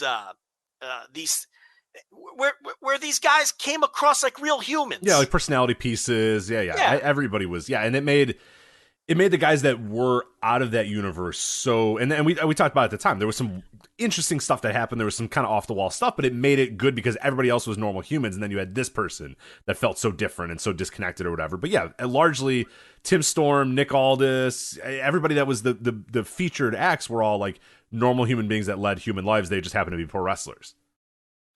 And, and I'm watching this and I'm like, man, they hooked me. I'm into Nick Aldis, Tom Latimer now. Like, I know exactly what the match is going to be, but they did a great job building it, and the Trevor Murdoch, Mike Knox. We'll knock that one out too. We may as well. Yeah, go ahead. That's the presumed main event, World's Heavyweight title. Murdoch defending the title against Mike Knox. So they did a Crimson Jack Stain cage match on one of Crimson's local shows, which was branded as an NWA show. If you remember, they did that NWA pop-up show on one of Crimson's shows, and they branded it in the same kind of deal. And that was a big blow-off to the Jack Stain Crimson feud. But then they left the cage up, and they had Trevor Murdoch in the ring taking pictures with little kids and, signing autographs and stuff. And then Mike Knox comes, through the crowd, with a hood on. And he locks himself in the cage with Murdoch and just beats the living shit out of him. It was actually pretty cool, the angle, right? So that's how they introduced Mike Knox. And nobody can save Murdoch because they're locked in the cage. It was pretty clever. Yeah, that's good stuff, yeah. So I have to give them credit. The angle for that match also was very good. And Trevor Murdoch does come across as very much a sympathetic babyface in this promotion. He does a good job. Because I think Trevor Murdoch, I think he truly takes pride in being the NWA World Champion. I think he really enjoys that because of his connection with Harley Race and everything. Either that or he's just a great worker and he's convincing me that he does. And what's the difference, right? What's the difference in reality? So that was a really cool angle. It's really weird to see Mike Knox come out of nowhere and be thrust into a main event like this. But these were two matches that were built well. And I thought the go home power, with all sincerity, is worth anybody's time because I thought it was really good. But anyway, let's go back to ripping it. Let's do it. All right. NWA World Junior Heavyweight Championship qualifying match. Yes, there's another qualifying match here. Austin Aries versus Rhett Titus. No build. Neither man has ever appeared. No build? They just out of nowhere booked Austin Aries and Rhett Titus. Correct. Interesting. Okay. Now I'm led to believe, I'm trying to figure out the last time Austin Aries and Rhett Titus met, because I'm positive those guys have definitely had a singles match in their career, right? There's no way that they didn't. I would find it nearly impossible that they didn't. Let's see. We're doing a cage match search right here. This is a first time ever. How about that? Austin Aries versus Rhett Titus singles match. They've had numerous tag matches, even teaming together against the Briscoes a couple times as well. Some Delirious and Tyler Black versus Austin Aries and Rhett Titus. Briscoes versus Austin Aries and Rhett Titus. Austin Aries and Rhett Titus versus Colt Cabana and Kenny Omega. But they have never faced each other one-on-one. So, yes, big spot here. Big moment for 2010 Ring of Honor fans on this NWA World Junior Heavyweight Title qualifying match. So that'll probably be the best match. Yeah, you're right. Yeah. All right, speaking of Ring of Honor, their World Tag Team titles are up for grabs here. The OGK, the Original Kingdom, Matt Taven and Mike Bennett, defending the titles against Aaron Stevens and JR Kratos. So the Kingdom popped up on Power. They're all blending together, but a couple of episodes ago. And I will tell you that the difference in the level of their work and everybody else's was astonishing. They were so much better. Their match was so much better. I don't even remember who they wrestled than every other match on Power this entire. There's just a difference in the work, the quality of work when Bennett and Taven got in the ring. It was just fucking astounding. And I think they'd be a good pickup for AEW. I really do. I mean, I know a lot of people are going to go, just what we need, more fucking mid-carders that we're all tired of, but they impressed. I think Bennett, going back to 205 Live before he got released, I think Bennett was very impressive. And he looked really good in what I saw on Power. And I think Taven, too, is a guy who can be a quality mid-card type wrestler. Oh, for sure. I've never been down on Taven. I've been down on Taven as your world champion and your most pushed commodity, but I've always thought there was a place for Matt Taven. And in a tag team with especially with Mike Bennett, those guys work perfectly together. Yeah, I'm with you. I think they could fit into any wrestling company perfectly fine. Yeah. I don't know if you said, did you see, voicesofwrestling.com, we posted a review. Sean Cedor did it this week. It was the Ring of Honor. They had a random, ROH online pay-per-view thing last week, and it was the OGK. It's when they won the tag team titles, or they retained the titles, and they get the titles. They're going back to the towards the ring again. They're going back towards the backstage, I should say. And there's a Ring of Honor logo, and they get on their knees. Matt Taven puts the title down and starts kissing the Ring of Honor logo, and then holds the title, kisses the logo again, then gets up and then kisses goodbye. And I'm like, there's a lot of stuff going around Ring of Honor right now that I'm like, I don't know if this company's coming back ever. It's the narrative, the word, the tweets, the images that I'm seeing are not of people that are taking a 4-month break from a company. I don't know. Yeah. I'm starting to get a little worried here. I hope they come back without the contracts and they survive. But I don't know. It's getting ominous. It's getting really, really ominous. Yeah, the stuff from Ian Riccaboni recently has gotten me a little spooked. And then seeing Matt Taven, a guy who for sure Ring of Honor would book immediately if they could. Afterwards, he's kissing the logo and holding back tears, and I'm like, oh man, like this does not look like a company that's going away in a few minutes, but or for a couple months. But any chance that Aaron Stevens and JR Kratos are your final ROH World Tag Team Champions? I guess nothing's off the table. Right? Yeah, who knows? I mean, they've been teasing a breakup for a long time.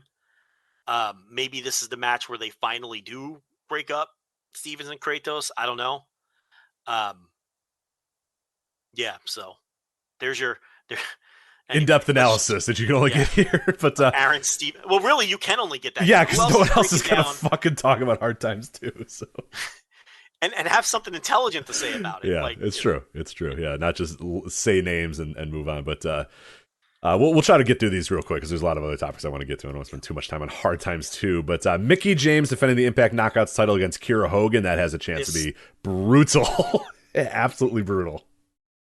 This one actually does have a bit of a build. So they at least put some effort into this match.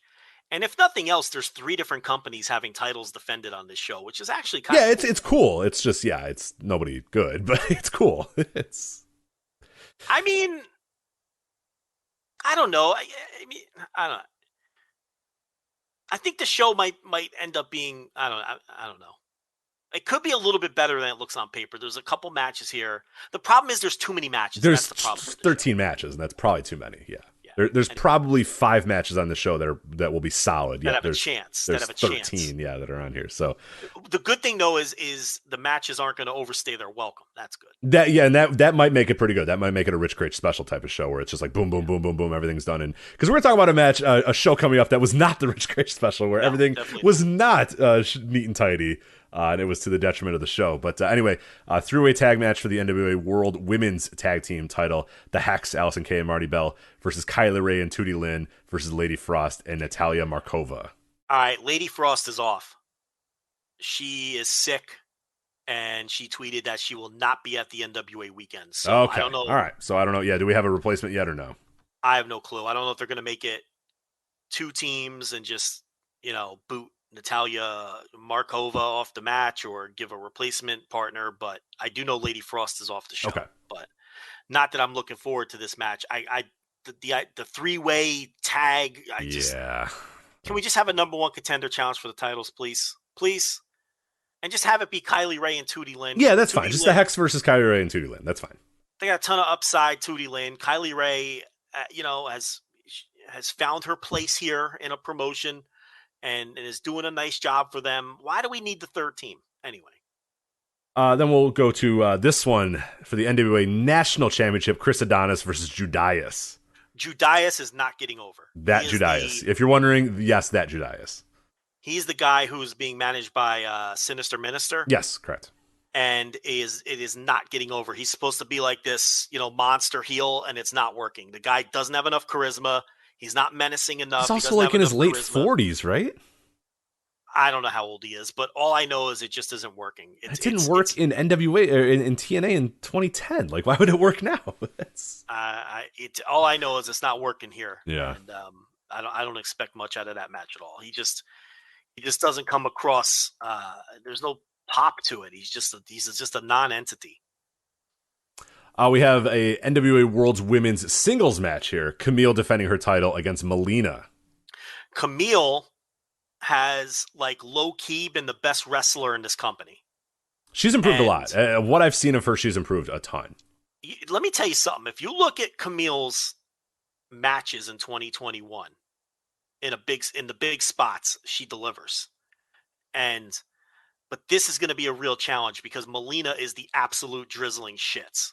So this is not going to be easy. If Camille can get a good match out of Melina, that is undoubtedly a huge accomplishment. But when Camille's in there with your Thunder Rosas and your Genocides and people like that, it's always very, very good, and it's often the best match on the show. And then we have World Tag Team titles here. Jesus Christ. Bestia, Mecha Wolf 450 versus The End, Otis and Impero. Did you hear on Tony Khan's last it was either the last one after the last period. I don't know when it was. It was a recent one where somebody asked about the Forbidden Door and and someone brought up the NWA world. Oh, it was when Lucha Brothers won the tag team titles, and they were asking Tony Khan if they would have like the Forbidden Door and let them defend against other champions from other companies, such as the NWA. And Tony Khan goes, "Who are the NWA tag team champions?" Like, I don't even know who they are. Like, and he knows everything. Yeah. That's the thing. Like, he knows everything. Yeah, he's a wrestling nerd that watches everything and follows everything and knows everything. And yeah, he has no fucking clue that it's fucking La Rebellion, Bestia and Mecha Wolf. Yeah. Yeah, so one of the reporters is like, it's La Rebellion, Bestia 666 and Mecha Wolf. And he's like, oh, yeah. I know those guys. And then Pentagon and Phoenix like start talking to each other in Spanish, and they start snickering. Like, because they know they're not going to be facing. They're like, we're not going to wrestle those guys. Like, I'm not. Those guys are jokes. Yeah. I didn't think that they. No, it's not even that. I'm not even sure. Like, I'm not even implying that they were mocking them. I'm just saying like they were like, oh, they're not going to book that match. Like, you know what I mean? Like, that's not going to happen. And then they like laugh to themselves. But anyway, The End won the big tournament to challenge for this. So I think there's a chance for a title change too. By the way, are you paying attention to the live chat? This is such an anti-draw. This NWA. Yeah, it has died a death. It is an anti-draw to the show. If I'm looking at the viewers, and it has not gone well. So the chat room is emptying. We really should have. Yeah, we really should have maybe done put this at the end. Right? Yeah, done Dragongate and RevPro. But I'm enjoying it because bad job out of us. We look if you're gonna ride with the flagship, you got to ride with the NWA. That's true. Them's the rules. So I'm sorry. It's true. I don't even know who this person is that's in this next match. It's a no disqualification match for the NWA World Television Championship, and the Pope is the special guest referee, and they're threatening us with calling it a no time limit match as well. That is a threat. Tyrus defending the title against Scion. Who the fuck is Scion? That's the masked mystery man. Oh, okay. So nobody knows who Scion is then. No, he has a name now. He's Scion. Okay. Like he was the masked mystery man. It's like it was like a yellow kind of Mr. Wrestling looking mask, right? A very 1970s looking mask. Okay. And I wish they would have just kept him as the mystery man, because I thought Masked Mystery Man was like a really I thought that was cool, but they gave him this name of Scion. Yeah, okay. Robert Anthony. But that's him. We're gonna get in trouble again. Is Danielle Matheson going to get mad at us for killing Christmas here? So it's Tyrus versus Robert Anthony, basically. All right. Pro Graps lady. Is she going to get on our case? I don't know. Yeah, I don't know if that's, maybe. Is she even a thing? Does she do? I'm going to be honest, and I want to say no, but I don't really know anymore. I don't know. You know what? There was something the other week. I forget what it was, and people were arguing back and forth, and I was like, I don't know what they're talking about, and I'm so glad. I have no clue. They're like, oh, it's all the X controversy, or the Naomi thing. Everyone's like, oh, the Naomi controversy, and I had no idea what it was, and I was so glad. I was just like, you know what? This is fantastic. I have no idea what people are talking about, and I don't care. So it's good. Yeah. It's a good life to lead. So I don't know if she's a thing anymore, and I don't care. And then the main event, we talked about Trevor Murdoch versus Mike Knox. So that is NWA Hard Times 2 Fight. voicesofwrestling.com/fight if you're going to order that show. Make sure you order through that link. voicesofwrestling.com/fight, Joe. Yeah. We'll be watching. Maybe not on Saturday. At some point. Will we? Will we be watching? Not on Saturday. Not on Saturday night. Watching. No. Yeah, not on Saturday. You're going to watch this on Saturday night. I got a lot going on Saturday. Obviously, you're not watching this on Saturday. No, there's a lot going on Saturday. but it's the NWA. Of course I'm going to be on top of it. It's Hard Times 2, baby. All right, since we're burying shows and burying companies, then we'll get good stuff at the end here. Wrap up the savings now during the JCPenney Friends and Family Sale. Through Wednesday, make everyone's spirit bright with an extra 30% off coupon. Pack more for less with the Protocol Simmons 5-piece luggage set, now $109.99. Plus, get glam and save up to 60% on diamond solitaires and studs. These savings are yours when you use your 30% off coupon. Joy, comfort, peace. JCPenney. Offers valid on select items through 12/8. Offers reflect after coupon savings. Exclusions apply. See store or jcp.com for details. Some coffee's fast, but not fresh. Some coffee's fresh, but only after a long wait. Speedway coffee is made fresh at the push of a button, hot or iced, so you can have fresh coffee your way, right away. Find a store near you at speedway.com/locations. Let's talk about this RevPro show, RevPro Uprising 2021. I watched the entire show. We have loved RevPro this year. RevPro has been one of our favorite companies to watch this year. There was some good on this show, and there was some bad on the show.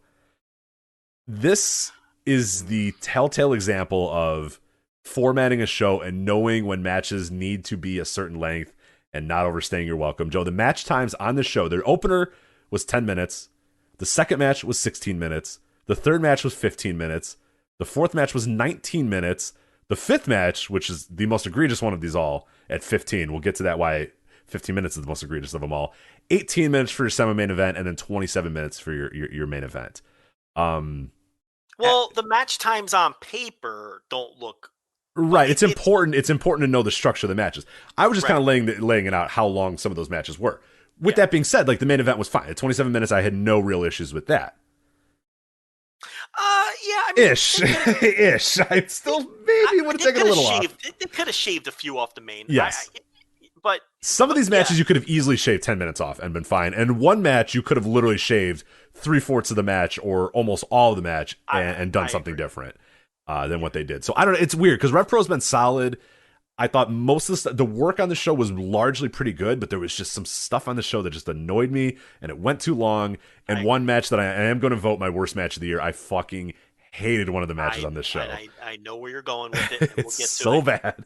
I can't disagree on that one, but it sounds like I like the show a little more than you. I do agree that just about every match went too long, and I didn't think it was a great show, but I thought the booking was good. I thought the work was solid. But I will say this: I thought the show was a little disappointing. I was expecting the show to be a little better than this, but there was stuff on the show I liked. So yeah, it was a stacked card. So I really, really, really, really, truly thought this was going to be like a tremendous show, like a show of the year contender type thing, and it wasn't that. It was a nice show. I'm glad I watched it, but yeah, it did not meet the expectations. So let's start with that main event there: Will Ospreay versus Shota Umino, RevPro undisputed British heavyweight title. I thought this was really good. Largely because of Will, I'm very worried about Umino right now. I just don't know if he's got it, man. I don't know, and it's not just the body, it's the charisma, it's the work, it's the impact. You're in there with Will, man. Like, it's not that hard to have a great match with Will, and I thought that he looked so minor league compared to Will Ospreay on this night. Yeah, I thought Will really had to drag a good match out of him. Yeah, which should not happen with Shota. It should not happen with a guy who New Japan does think highly of. New Japan does think that he's going to be something. They do think highly of him. RevPro obviously have been either they think highly of him or New Japan instructed him, hey, we're giving you this guy and he's got to be in big time things because he's our guy and we believe in him. And there was points in Shota Umino's career where it looked like, yeah, this is a guy who could be something. But that's something I don't think that something is like, if you're looking for the next in line to take over Hiroshi Tanahashi's spot, I just don't know if it's Shota Umino. I'm sorry. I'll say this: he did get back into shape. He doesn't have that pot belly that he had. He's obviously hitting the gym and watching what he eats. The thing is, he's not. The charisma's gone. I don't know what happens, but the charisma that he showed when he first went over there and everything since the pandemic, like the charisma just isn't there. And yeah, it did feel like Will was dragging a great match out of him. The closing stretch of this, the last third closing of this match, stretch was so good, and Will just icing on the cake. God. Describe it if you want to, people. I mean, it was just and so I voted him. We're doing our some secret voting right now, and he was my number one wrestler of the year. And I got done. I finished watching this match, and then I voted him because I was just like, Jesus fucking Christ, this guy's just something else. He was just so good at the end of this match where it's like no one in the world can touch with this. No. So I totally see what you're saying.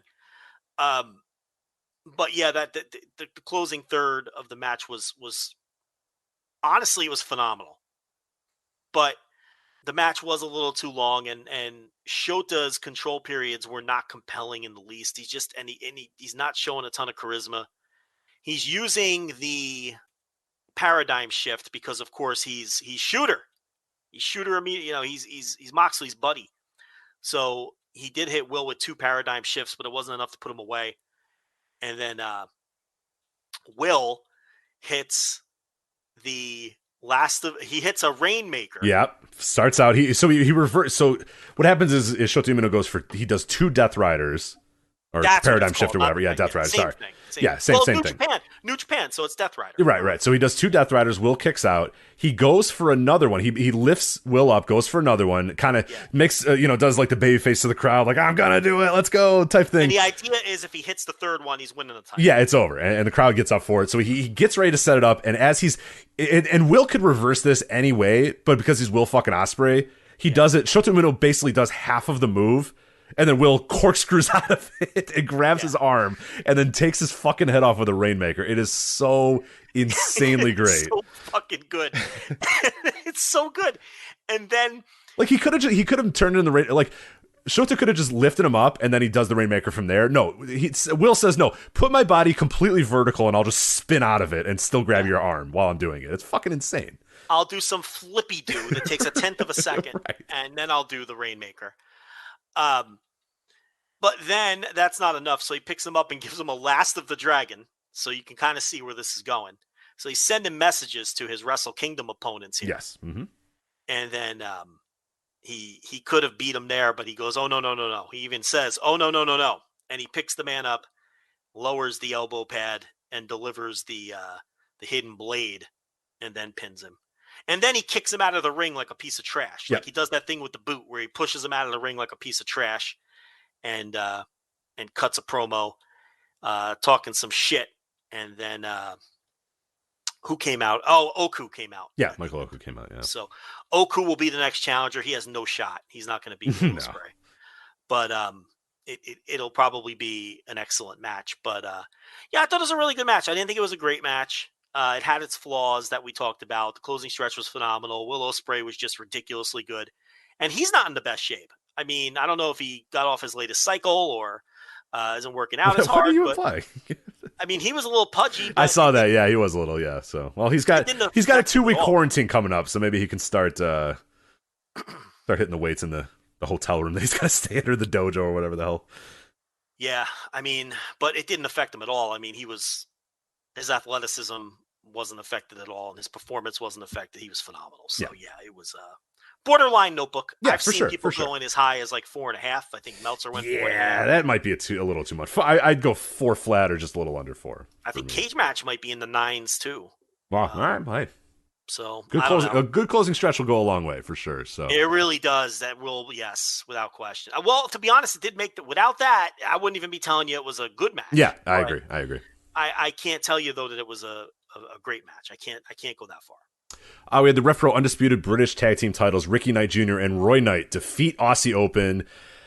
It took a lot to get here. It was multiple ref bumps, a stoppage, a disqualification, a restart, just a lot of stuff, a lot of things in this match. And it kind of stunk because, like, the work itself, I think Ricky Knight Jr. has been fantastic this year. He's one of my favorite wrestlers in the world this year. Like, he's definitely in my top 50. And Aussie Open rocks. Roy Knight was fine in this match and pretty good at points, but it's like I just wish they could have just wrestled, and instead they had to go under all these different fucking directions and bumps and restarts and all this stuff that just it was just too much. It was overbooked. Okay. So the long-term arc in this company is Ricky Knight Jr. is going to beat Will Ospreay for the title. We all know that. So the story here was if the Knights lost this match to Ospreay's boys, Ricky Knight Jr. could never challenge for the title again. So they did a DQ finish where the Knights got DQ'd. And, you're supposed to think that that's it. He can never challenge Will because they lost. But then the match got restarted and then they ended up winning. So he retains his opportunity to challenge for the title. And oh, by the way, dad and son are now the new tag team champions. So there you go. Yeah, I mean, I liked parts of the match. I just think, it took a little while to get going, a little too long to get going. Yeah, it was fine. Aussie Open had been so good this year. Yeah, I agree. So yeah, but yeah, it was. That's RevPro tends to be overbooked at times. Yeah, they get a little too Attitude Era-y sometimes for their own good. Too cute. Too cute. Yeah. Speaking of too cute, Lord Gideon Gray, we came on the show a couple weeks ago and told you about this match. Lord Gideon Gray versus Yota Tsuji. We talked about how excited we were for this match between Lord Gideon Gray and Yota Tsuji. And in your mind and in my mind, I think we all had an idea of what this match was going to be. With your eyes closed, you can book chicken shit heel manager versus powerhouse upstart babyface Yota Tsuji, right? Like, we all know exactly how this match should go. Easy. Somehow this one went 15 minutes with Gideon Gray and Yota Tsuji legitimately going 50-50 in the ring for like 10 minutes of it. Then Yota Tsuji dominating, but then not wanting to pin Gideon Gray, so continuing to lift him up until he does it way too many times, and then Gideon Gray catches him and beats him, making Tsuji look like an idiot. No, both because he went 50-50 with his fucking manager for 10 minutes, and then also look like an idiot because like 9 straight times he picked him up from a pin or whatever. And it's like, all right, even the fans were like, boo, you healed him. And then at the end he lost and people were just like, oh, thank God it's over. This was so bad. What are you doing? What in world? Why would you ever book it this way? Why would you ever book this match this way and not just have it be Yota Tsuji comes to the ring, Gideon Gray tries to run away, get away from the fight, gets tossed into the ring, Yota Tsuji does a couple moves, and then, I don't know, somebody comes in and distracts him, or Yota Tsuji picks him up one time, and then Gideon Gray uses a weapon and rolls him out. I mean, there's so many different ways to book this, other than let's have our chicken shit manager go 50-50 with our upstart babyface, and then our upstart babyface is going to heal himself, and then Gideon Gray is going to catch a win out of nowhere, and it's just, I am flabbergasted watching this match of how long it went, how it never ended, and why the fuck you would structure the match this way. Yeah. Blown away. The deal was, if Tsuji wins, Legion has to disband. And if Gideon Gray wins, Tsuji has to join Legion. So the story is simple. We knew Gray was going to win. We said it last, or two. Yeah, that was always going to be the heat. Yeah, you knew he's going to win because now Yota Tsuji is going to be like the reluctant member of Legion who has to do Gideon Gray's bidding. We've seen this story a million times. The problem is this shouldn't have been 15 minutes that felt like 50. It should have been 4 minutes. Gideon Gray's in the ring doing rest holds. Gideon Gray's doing rest holds to Yota Tsuji. He's doing like arm wringers. It shouldn't have been a match. This basically should have been a long angle. Right. Go watch Bobby Heenan in a weasel suit. Watch one of those matches and just do that. This should have been Yota Tsuji beating the living shit out of Gideon Gray for like 3 or 4 minutes, and then whatever heel finish you want to do to get Gray to win is fine with me. Interference, punch him in the balls, use that stick that he carries to. I don't care. The point here is it shouldn't have gone longer than like 4 minutes. This was endless, and it didn't need to be. So yeah, this was just way too long. Get to the fucking point. We all know Gray's going to win. Stop wasting our time. And like you said, it made Tsuji look stupid on top of everything else. Yeah, he looks like a chump because it took him 15 minutes to beat this guy. He looks like an asshole because then in the last 5 minutes he just wouldn't pin the guy. And then he looks like an even bigger chump at the end because then he ended up losing because of it. Yeah, no, I didn't. There's a way to do this where he looks like a badass that just got screwed over and now he's forced into getting Gray's. Now it's like justified. It's like, well, you had the chance, dude. Just fucking pin him. You're a dummy. You could have put him away. You should be beating him anyway because look at you and look at him. And then you were able to put him away and then you wouldn't put him away. So no, you deserve this. You deserve to be in this unit. I am blown away by this match. Yeah. I can't believe you would book it this way. It is irresponsible to book it this way. What are you doing? This is 101. This isn't easy. This is a layup. This is a booking layup. And I don't know how they fucked this up. Ridiculous. Undisputed British Cruiserweight title here. Michael Oku defeating Mike Bailey. Mike Bailey obviously had won the tournament to get this title shot. I thought this was really good, but this is a match that I legitimately, I think I messaged you and said this match went 10 minutes too long. They had awesome match. It was just back and forth, boom, boom, boom, boom, boom, boom, boom, kickouts, good moves, big bombs, and then they went like 7 or 8 more minutes, and it was just like, all right, we're good, like we got it, like just let's go home, guys. I thought this just way overstayed its welcome. The problem is Michael Oku, because he insists in his matches of doing 1,000 kickouts and being like the guy that you can't pin. Right, but after like the 12th kickout in this match, it's like, all right, bro, we get it. It's like, no, I agree with you. It was too long, and Oku needs to chill the fuck out. Like, it's okay just to go in there and have a match. He always has to do this Superman routine. Yeah, and put away. It was I mean, when I say it was really good, I mean, like, this match was awesome. For like the first 10, 11 minutes of it was awesome. And they like, these guys went out there and they just threw bombs at one another. Boom, boom, boom. You're bouncing all over the ring. Mike Bailey looked great. Oku doing big stuff. And then they did a couple kickouts, and you're thinking, all right, we're in the home stretch here. And then they just did kickouts for the next 7 minutes, and nobody wants that. Well, I mean, yeah, it went on too long. I'll tell you what, I was impressed with Mike Bailey, though, and I'm not a speedball guy. I've never been a speedball guy. I was impressed with his work here, and I watched the entire weekend, and he wrestled Callum Newman the day before, and his work was good in that. He wrestled Connor Mills in the afternoon show the day before, and he looked good there. Because I blew off the British J-Cup because he wrestled Lycos in the first round, and I was like, I don't like either one of those guys. And then the final was a 4-way, and I'm like, I'm not watching. So I just blew that show off. But I watched these 3 Mike Bailey matches from this weekend that they had here, and I was very impressed. So Mike Bailey has begun to win me over a little bit. But yeah, you're right. The match was too long. But that's Oku. Yeah, he falls in that trap. Always like that. Yeah, which sucks because this was really good, and then it just got way overindulgent and too much. But speaking of overindulgent and too much, RevPro Undisputed British Women's Title match: Alex Windsor defeating Debbie Keitel again. Really good for a while, and then it just kept going and going and going, and I just don't know why this had to be 15 minutes. I sound like a broken record. I hate to do it, but I'm honestly watch the show and you'll see. It's just. Obviously, they did the Ryan Smile stuff to open the show. Did you watch that? I did. Yeah, they gave him like a Hall of Fame award, and did a video package. And she was like his partner or something, and has his child or so. So you knew she's gonna win. And it's like this. Just give us the feel good moment. She's wrestling a heel. We're good, but you're right. It went too long.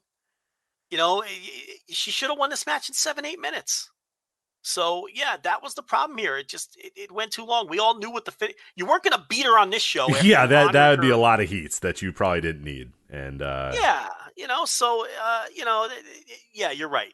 That what plagued this show. It did. Well, what was weird about this one is so they get in the ring and then they start brawling on the outside. And what most times happens is once they get back in the ring, usually you're back in the ring. And like 10 minutes into this match, they're back in the ring and they're doing work. You're like, all right, cool. Then they go to the outside again and they're brawling, and you're like, all right, we saw this already. Let's go. Like, we don't need another brawl on the outside between these two. So yeah, it just overstayed its welcome for sure. The first 2 matches, though, I don't think they did. Sunshine Machine, Chuck Mambo, and TK Cooper defeat Alex Coughlin and Carl Fredericks. Again, 16 minutes, but it didn't feel like it. I did not think this overstayed its welcome. This is pretty damn good. I thought TK looked pretty solid. I thought Coughlin looked good. And Fredericks, as usual, pretty solid. But I'm starting to become more of a Coughlin guy than a Fredericks guy. So I never thought I'd be that way. But Coughlin, I don't know. He's got a little bit more aura about him. A little bit more aura. Fredericks is regressing. You know what Coughlin reminds me of a little bit? He reminds me of Davey Richards. He kind of has that. Yeah, it's just a prick in the ring. You know what I mean? He just takes it way too serious. He just wants to win. Yeah. I don't know. I see Davey Richards in him, and this is why this is such a well-booked company, because they had the 2 shows the day before, the afternoon and the night show. And Coughlin and Fredericks beat Team, which is Kenneth Halfpenny and Sean Jackson. And then on the afternoon show or the evening show, they won singles matches against Sunshine Machine to set up the match the next day at the big show. So Coughlin and Fredericks win all of these matches coming into this, and that's just good, solid booking because they're not the regulars. So you build them up the day before with all of these wins, and then the regular team beats them. This is why I like RevPro so much, because when they don't get overindulgent, the booking always makes sense, and it's always solid, and it's just simple, solid booking. The thing that I noticed here, though, is I don't think Sunshine Machine have any chemistry, and I don't think it's a good act. I think when you compare Mambo and Cooper to Cooper's previous act, the South Pacific Power Trip, it's like not even fucking close. Like Cooper came off like a superstar in the other tag team with Banks and Dahlia Black, and he's lost that. And I don't think it's as simple as him being better off as a heel. I just don't think the tag team with Chuck Mambo I don't like their chemistry. And I think Mambo's a prelim guy. I've never liked Mambo. I think if he's a prelim guy, it's fine, but he's not someone I would ever push. And I kind of think Mambo is dragging Cooper down. I wish they would find something better for TK Cooper to do, because I want to see this guy succeed. I think he has star potential, but this tag team ain't it. I don't know how you feel about that, but that's how I. No, I'm kind of with you on that as well. I think TK is solid, but Mambo, I'm not in on Mambo. I think he's I've kind never of bad. liked him. Yeah, I don't think he's very good. So yeah. So yeah, that drags it down a little bit, because it does feel like there's a little bit more potential for Cooper. But we've always been really, really high on Cooper, and maybe not everybody agrees with us on that. So I don't know. I think people did when he was on the come up, and then he broke his leg and everything else that happened. And man, I don't know if it's just the confidence has been sucked out of him, or if it's just he's miscast as a babyface, or if it's just this tag team that isn't working, but something's off. Yeah. And I think if I'm booking this company, I have him turn on Mambo and go heel, win a feud against Mambo, put him in the rearview mirror, and then move forward from there. That's how I would book this out. And to be fair, that might be what they'll do. I don't know the answer to that, but it seems like they're committed to this team. They've got music, they've got matching gear, and it's like, I don't think this. Yeah, it still feels thrown together despite all that, which is rough, exactly. Which is not good when it's that way. When these guys have been teaming for a while, you got music, you got gear, and it still feels like it's just thrown together team. That's not ideal. So yeah. And then your boy, the good Italian boy, Francesco Akira versus Robbie X. Francesco gets the big win in the opener here, so I thought this was solid. Yeah, hopefully he does some more shots with them, and because he's good and he's constantly improving. And Robbie X, I say it every time. Look, he doesn't have a great look, but he can go. The guy can wrestle, and he's just so perfect for these prelim spots, especially when he's putting people over. And I enjoyed this. This was a good little opener. All right, so a couple more shows we want to get to here. Let's talk about Dragongate. They had I love how the graphic for the show is Kenoh and Nakajima. We're going to make you guys wait 3 hours talking about Kenoh versus Nakajima, but hey, it's a cool picture, so I chose it anyway. Dragongate Fantastic Gate. I saw the final 2 matches. You saw everything from this show. There's a review up right now, voicesofwrestling.com, from Case Lowe. A very good review if you want to get a little bit more detail on this show. But the big news here is the crazy ending to Fantastic Gate, which saw it was a mask versus mask match. It was D'Inferno versus Diamante, or D'Inferno and Diamante versus the Masquerade team of Dragon Dia and Shun Skywalker, and they had a really good back and forth match between the two. That at one point it looks like it's about over for Shun Skywalker. Diamante is about to destroy Shun Skywalker, but Dragon Dia stands in front of Shun Skywalker and says, "No, you're not going to take my partner out like that." And then Shun Skywalker shoves Dragon Dia into Diamante. Diamante hits the big power bomb, pins Dragon Dia. Dragon Dia has to unmask, and then Shun Skywalker is beside himself. Jay on commentary is saying, "Oh, well, the mask was maybe crooked, and that's why he did it." But the look of Masquerade, they believe that this guy did this on purpose. That he was, he was scared that he was going to lose his mask, so he sacrificed his partner, made him unmasked. So the Masquerade appears to be on the fringes here, as they walked out separately of him, and he's beside himself and crying on the corner while all this is happening. Anyway, what had to happen here, Dragon Dia had to unmask, so he unmasks, and then Dia Inferno grabs a mic, and he unmasks as well, to say that now he is done. He does not need to have his mask anymore. There's no need for Dia Inferno to exist, because he has taken down Dragon Dia. So a lot happening in this Fantastic Gate main event. What'd you think of the match, and what'd you think of the angle?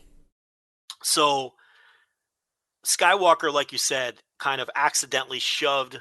Dragon Dia dived in front of Skywalker to save him. Yeah. And Skywalker accidentally shoved him right into a powerbomb finish from Diamante. And even Diamante, when he got the 3 count, was like, did you see him just gesture? He's like, "Oh, okay, I'll take it." Yeah, it's like, all right. And and Skywalker felt horrible. He's leaning over the ropes. You can tell that he's just disgusted by this accident. But like you said, there's questions. The other members of Masquerade aren't so sure.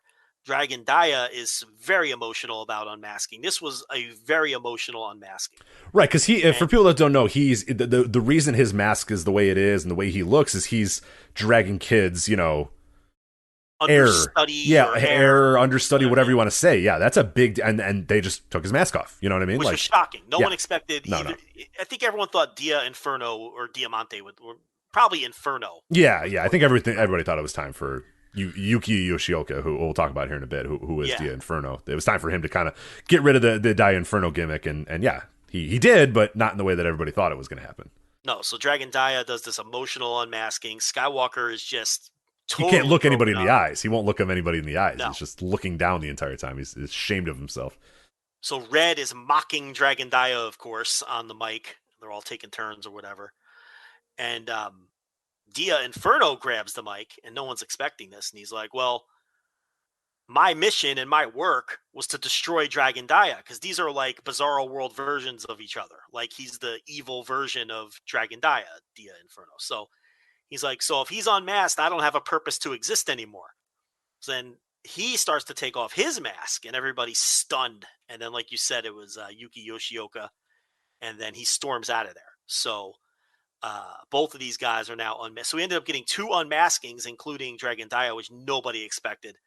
And now we have to see what happens with Masquerade and whether, they're going to blame Shun or so. Just a wild fucking scene, totally unexpected. I haven't read Case's review yet because I just finished watching right before we started, so I had to get it all in. But yeah, just a wild scene and really a lot of cool directions with that, because now we get to see what happens with Yoshioka. We get to see how the Masquerade fall out. So when Dragongate lands with something like this out of nowhere, it's always really cool, and they have the guts to pull off shit like this out of nowhere too, historically. So I thought it all came across very well. Absolutely. And there's a lot of new directions too, because Dia Inferno, when he left the ring, like, he threw his mask at SB Kento, kind of signifying that he's probably done with RED. So there's going to be some feud there. And you have Dia Inferno, who could possibly, as Yuki Yoshioka could maybe go and become a face. You have Shun Skywalker, who looks like he's on the verge of turning heel. You have Dragon Dia, who's on the verge of maybe becoming a bigger star now that he lost his mask, type thing. So there's a lot going on just with RED and just with Masquerade and just in that main event that you can talk about. And elsewhere on the card, I mean, this was a very, very cool Dragon Gate card as well. I only, unfortunately, was able to watch the Bravegate title match, which, by the way, if you have not watched, go out of your way to watch SB Kento and Funky Jackie Kamai. I thought this match rocked for 14 minutes. And here's where my hot take comes in, Joe. Are you ready for this one? Yes. I think SB Kento has blown away Shun Skywalker in 2021. That's a hot take. I think SB Kento is the future of this company. He is so good. Carries himself with a different sort of... Shun is good. Shun, do not get me wrong, Shun Skywalker is good.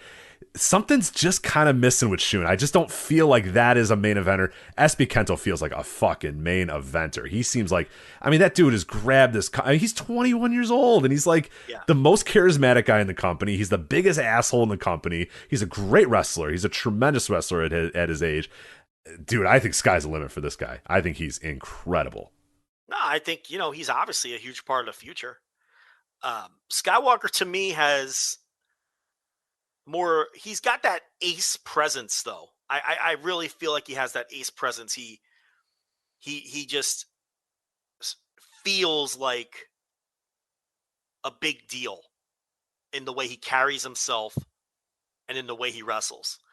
SB Kento, obviously, he's a heel right now. And like you said, he's a kid. And he's already really great. He's only getting better.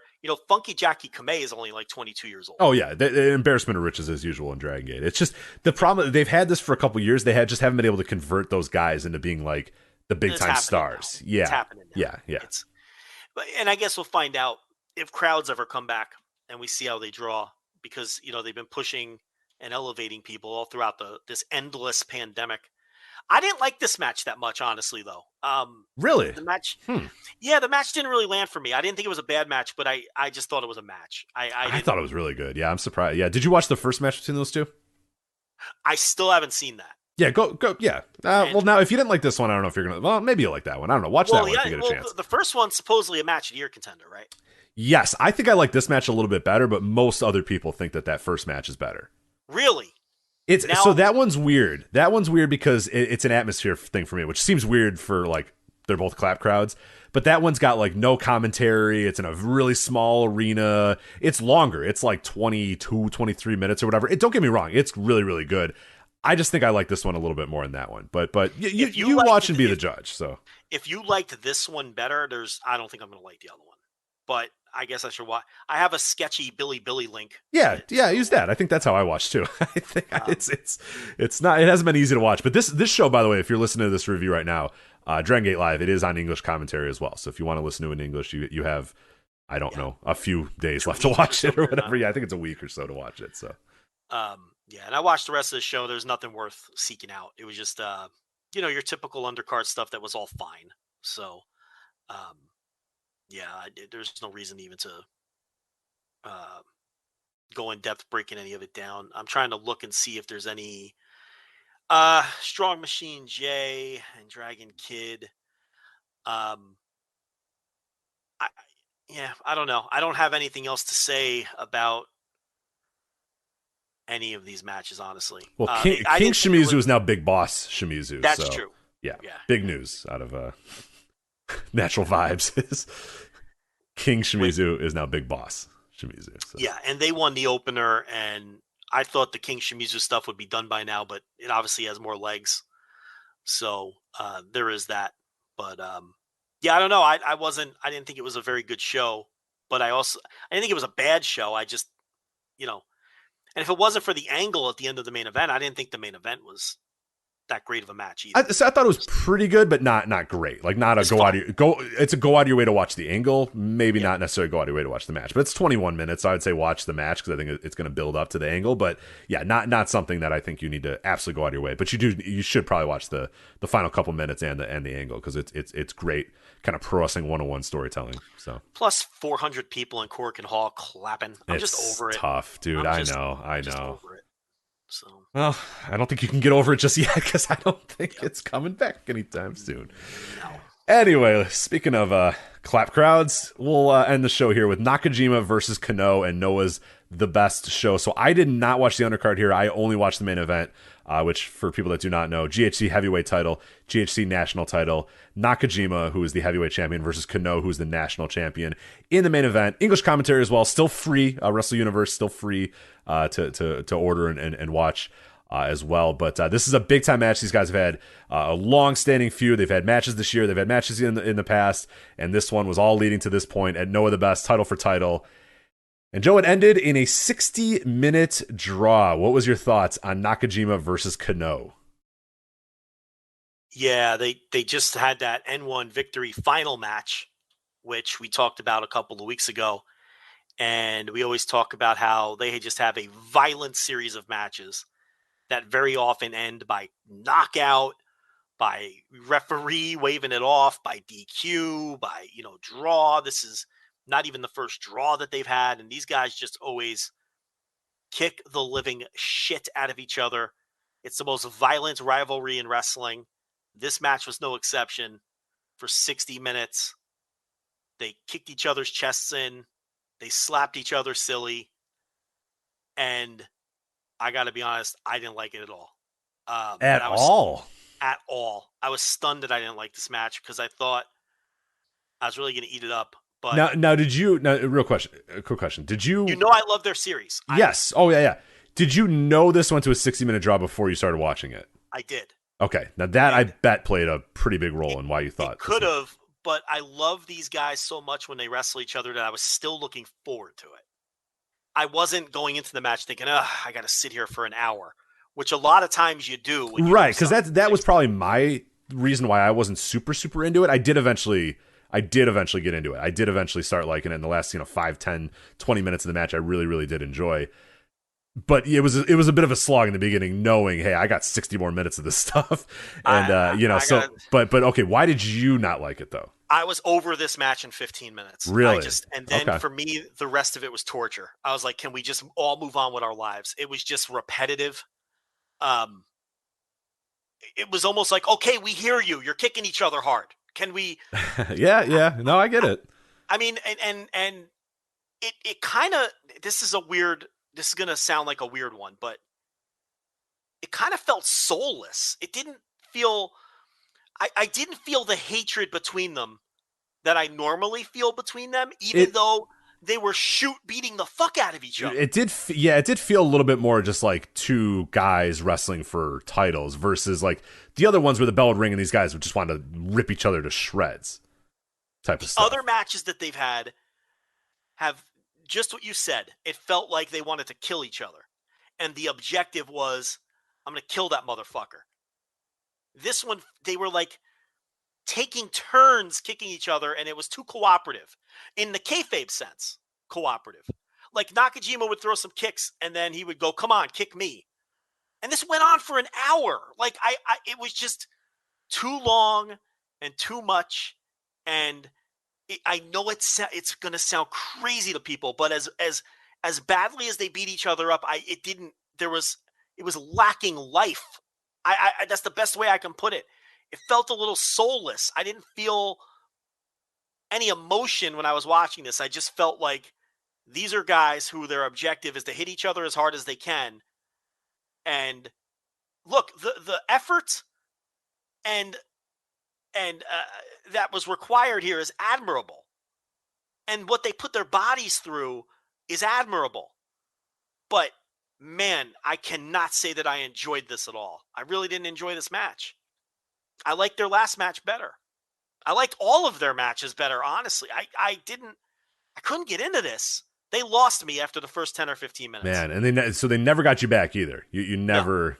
No. Wow. No, because I think I was so.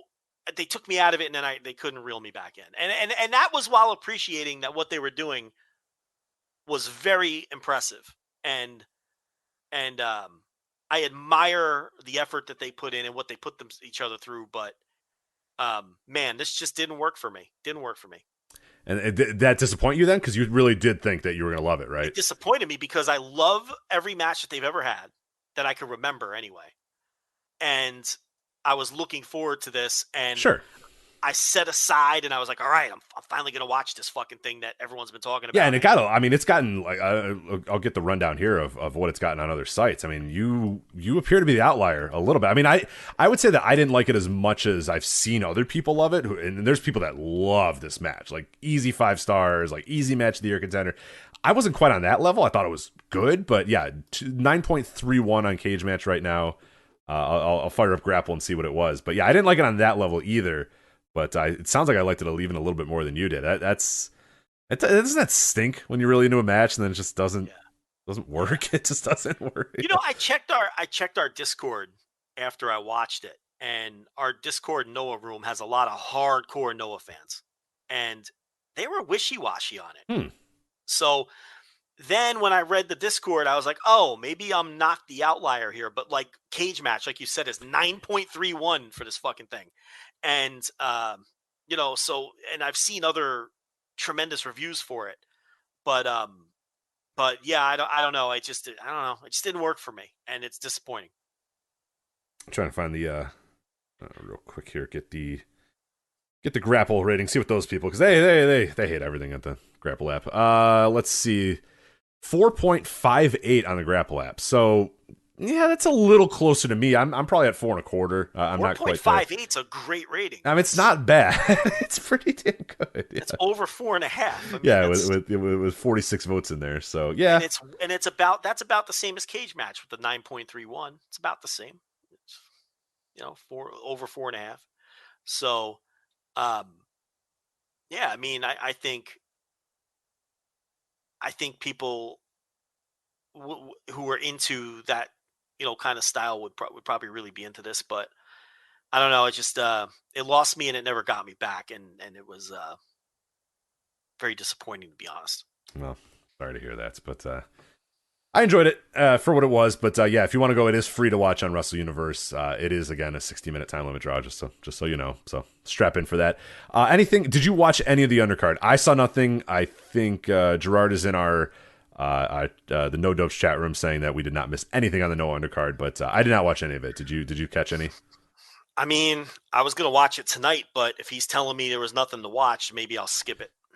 Yeah, because you got, I've got some other things to catch up on. Yeah, and we got a big Noah show coming up in just a couple days, I believe. We got Go Shiozaki versus Nakajima, right? Isn't that coming up? I guess we should mention, Go came back at the end of the match. Yep. So when it was done, Nakajima was kind of in the ring, just kind of chilling for a little bit, and then Nakajima came out, or Go Shiozaki came out, and he's back, and he's going to be facing on the 7th, Man Crush 2021. That's interesting name. Yeah, Man Crush, Nakajima versus Go. So all right. Not that there's anything wrong with that. No, not at all. But yeah, just a interesting name for a show. So Kenta's working their New Year's show. So. Yes, yeah. January 1st, Kenta coming back to Noah as well. So should bring that up, which lines up with my reports behind the paywall. Mm-hmm. Patreon.com/voiceswrestling for that. It's the first week of the month. This is the time to subscribe. $5 tier gets you most. $10 tier gets you everything we've done and we're ever do. So if you were waiting to hear the Hall of Fame audio, with a full month's worth of subscription instead of subscribing, the last couple weeks of the month, get in on the $5 tier now, and you can catch up on all the Hall of Fame audio. Rave reviews for the Hall of Fame shows too. They've been immensely popular for us. People have loved them. And we had an incredible month on the Patreon last month. It was our second best month ever. So there's a lot of great content there, and people are digging it. So the Hall of Fame stuff, all of the are you doing the show with Fred or no? Trying to. Yeah, we're gonna try to figure out. I'm too busy watching wrestling or doing these other shows. I am gonna do another show with Fred, just kind of recapping the ballot, talking about some other stuff as well. So that will come as well. So you are gonna get one more. You are gonna get one more. Yes. Yes, there's another Hall of Fame show coming, but all the category shows are in. Rich, I have up to the second public ballot doc information. Are you interested in this quickly? Yeah, let's do it. All right, so there's a doc being run. I forget to give the guy credit. The guy on our Discord. It's JML. It's the JML and it's Detlef that do it, I believe. The Hall of Fame tracker. So they've got. Let me see how many. They have a Twitter account. Let me shout out at WONHOF tracker at Wrestling Observer Newsletter Hall of Fame tracker. Yes, JML and Detlef run that thing. So with 38 ballots in as of this show, including Mr. Ooh La La, who I love has a ballot. And sends it in, too. Yeah. Just to show you who Dave is sending these things to. Everyone. Okay, Mr. Ooh La La, who deserves a ballot, by the way. Been an independent wrestler for 30 years. I mean, and he's got a... But anyway, with 38 ballots in, the latest being David Bixenspan. 38 public ballots, so these are samples. If this is reflective of the voting, there would be 5 candidates that are getting in. Okada sitting at 87%, and then Bobby Davis, Sergeant Slaughter, Big Daddy, and Jim. Oh, Crump. Big Daddy! Is it finally the year for Big Daddy? We'll see. They're all sitting at over 60, and Los Brazos is on the cusp at 57%. No one else is really all that close. So that's what we're looking at right now with the sample ballots. There we go. Man, I'm looking at these samples. Naito at 31%. That's rough. Kota Ibushi at 46% coming through. Paul Orndorff is not doing well. Yeah, I think. Uh-oh. Punk. You and me are 2 of the 10 Paul Orndorff voters, which is not great. Yeah. That's great. Damn it. Well. But, these sample ballots, weren't the samples wildly off on someone last year? I can't remember who it was. I forget who. Yeah, I did. They were, but yeah, I don't remember who it was. Yeah. You see, with the sample ballots, what you're going to get is people who are mostly extremely online because they're the ones that are aware that the sample ballot, you know what I mean? So you have hundreds of voters who have no idea that sample ballots are being collected. And then you get people who don't want to reveal their ballot. So, there's 2 anonymous. You see this anonymous voter number 2 on the sheet I like here? that. I like that. They sent in their ballots and don't tell anybody it's me. Yeah, we got Scion voting here. I like that. It's cool. Anonymous voter number 1 and 2. But so that's what we're looking at. Mr. Ula. Because you look at the names and it's like John Pollock, Carl Stern, Chris Zellner, Les Thatcher, Mr. Ulala. It's so awesome. It's great. It's so awesome. It's because awesome. it's all these other people with their normal names. Ian Riccaboni, Joe Gagney, Steve Yone, Rich Fan, Mr. Ooh La La. It's the best. Mr. Ooh La La. It's tremendous. Brandon Thurston, Brandon, Ryan Rose. Yeah. Mr. Ooh La La. Mr. Ooh La. And it's listed as Mr. Ooh La La. It's not like, his real name, parentheses, Mr. Ooh La La. It is, he sent it in as Mr. Ooh La La, which it's just incredible. He's kind of. I saw him wrestle this year, like on the. Yeah, he's like prominent too. I think because he does. I forget what he writes for some site. I forget what it is, but he's still relevant in the wrestling sphere. Well, he still does the ECWA shows because he always works the Super 8 shows, not in the tournament, but like on the card. Yeah. And but I think like he's doing the retirement gimmick. Like he either did it or he's like in the process of doing like the retirement. Got it. Okay. Yeah. He's finally wrapping it up. Don't miss the Mr. La La retirement tour for sure. Yeah, but I see him wrestle like once a year because I watch the Super 8 every year, and he's usually on that show. So, but when I saw his name on the sheet, I just thought that was hilarious. That's just such great stuff that he votes. Mr. Ooh La La. Yeah. Carl Stern, Dave Musgrave, David Dixon's fan. Yeah. Mr. Ooh La La. That's awesome. I love it.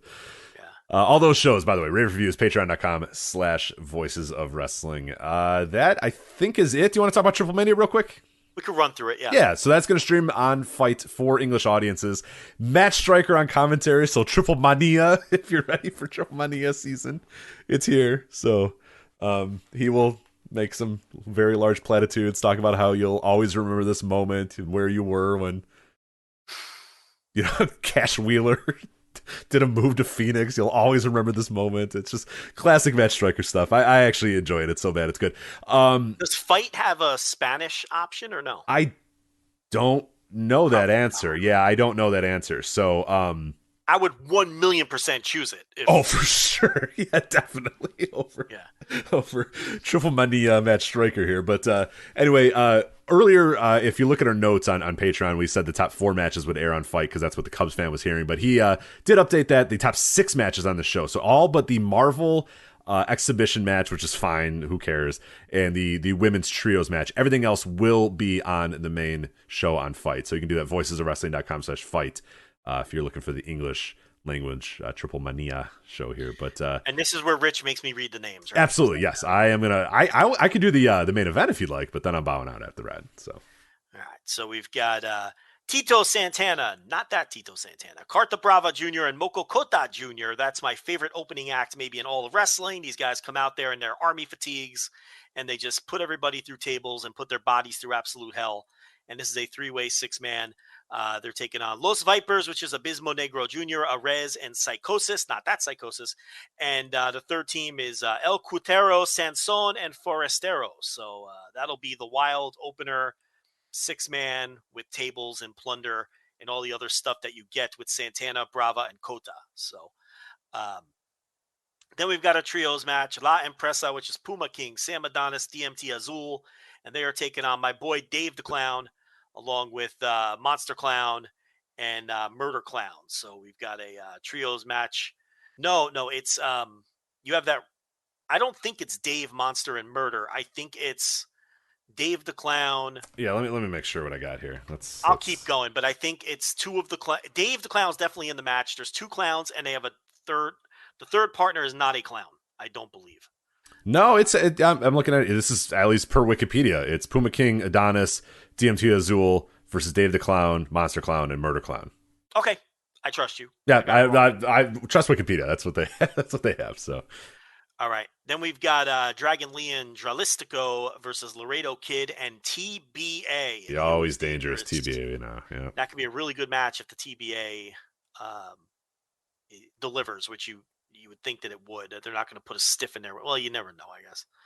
AAA tag team titles, FTR, Bald and Hair taking on Pentagon Jr. and Phoenix. So that obviously has AEW implications, and that's going to be worked into the canon of the feud that's happening in AEW as well.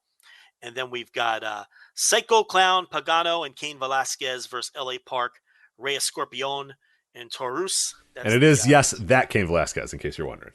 Yes, it is. It is not that Tito Santana. It is not that Psychosis, but it is indeed that Cain Velasquez. Correct. And they weren't able to get Junior Dos Santos to do the big angle. They were going to fly in Junior Dos Santos and Dan Lamberts to confront Kane and that fell through because Junior Dos Santos is training for a boxing match or something for Thriller, which I'm sure he's making a ridiculous sum of money to do. So that makes sense. But that tells you that Junior Dos Santos is still interested in doing more pro wrestling. Yeah, which is good. Which is good news for everybody because I thought he had potential. Yeah, for sure. From what I saw, And then the main event. This is very strange match here. Yeah, Kenny Omega out, so it's going to be Vikingo, Samurai Del Sol, Jay Lethal, Bobby Fish, and Bandito. So that at worst is going to be fucking crazy and crazy and newsworthy for sure. Yeah, we went from Vikingo and Kenny Omega, which was an awesome. We'll have to wait again for that match to finally happen. And we, in replacement, we didn't get just a straight up singles match. We got a just wild 5-way Vikingo, Samurai Del Sol, the former Kalisto, of course, Jay Lethal, Bobby Fish, Bandito. It's just nuts. Yeah, it should be pretty wild. So that looks like a fun show overall, though. So I will definitely be checking that out. We will definitely be talking about that next week. So as we said, voicesofwrestling.com/fight if you want to watch that show in English with Cain Velasquez. As far as Spanish, I don't know. I think you can watch it on Space or something. I have no idea. I'm not sure. I know it'll air on Fight TV. I don't know if the Cubs fan is doing anything. All I know is it's on Fight. I don't know anything else other than that. So, nor do I know if Fight has a Spanish option, so you can avoid Match Striker if you'd like. But anyway, that is it for us. So that has been the Flagship Podcast. As we said, patreon.com/voices of wrestling. If you want more of us, you are going to get a lot of us because we did a lot of audio this month, a shit ton of audio over the last 30 days. With the Hall of Fame show. Really, really great shows. Each one averaging about an hour and a half to sometimes 3 hours. Just insane amounts of content talking about old wrestling. Thursday tier reviews, as always. I have a new series coming up. I'm going to be doing a randomizing Tokyo Dome, January 4th, New Japan Tokyo Dome matches. So we'll do that and jump into that series as well. Finishing up the CM Punk series. Also doing a Daniel Bryan series there as well. So you're going to get an ungodly amount of audio for $5 and then an even more ungodly amount of audio for $10 as well. Everything we do for $10, $5 for some of the additional audio shows as well. If you want to listen to these shows live, join the No Dopes chat room. That will be on the $10 tier at patreon.com/voices of wrestling. So that is it for us. So for Joe Lanza, I'm Rich Craich. We'll talk to you next time on the Flagship Podcast. Take care. From earaches to strep tests, there's Minute Clinic at CVS. See a provider, fill a prescription, and grab essentials. Or see us online with telehealth options. That's healthier made easier. Visit Minute Clinic at CVS today. Services vary by location. See MinuteClinic.com for details. While traveling, it's usually best to pack light. When it comes to money, carrying some cash and having an alternative like Zelle is a great idea. Zelle's an easy way to send and receive money with people you trust. At any U.S. bank, it's already in thousands of different banking apps, and it's money straight into your bank account in minutes fast. Look for Zelle in your banking app today. Safe travels.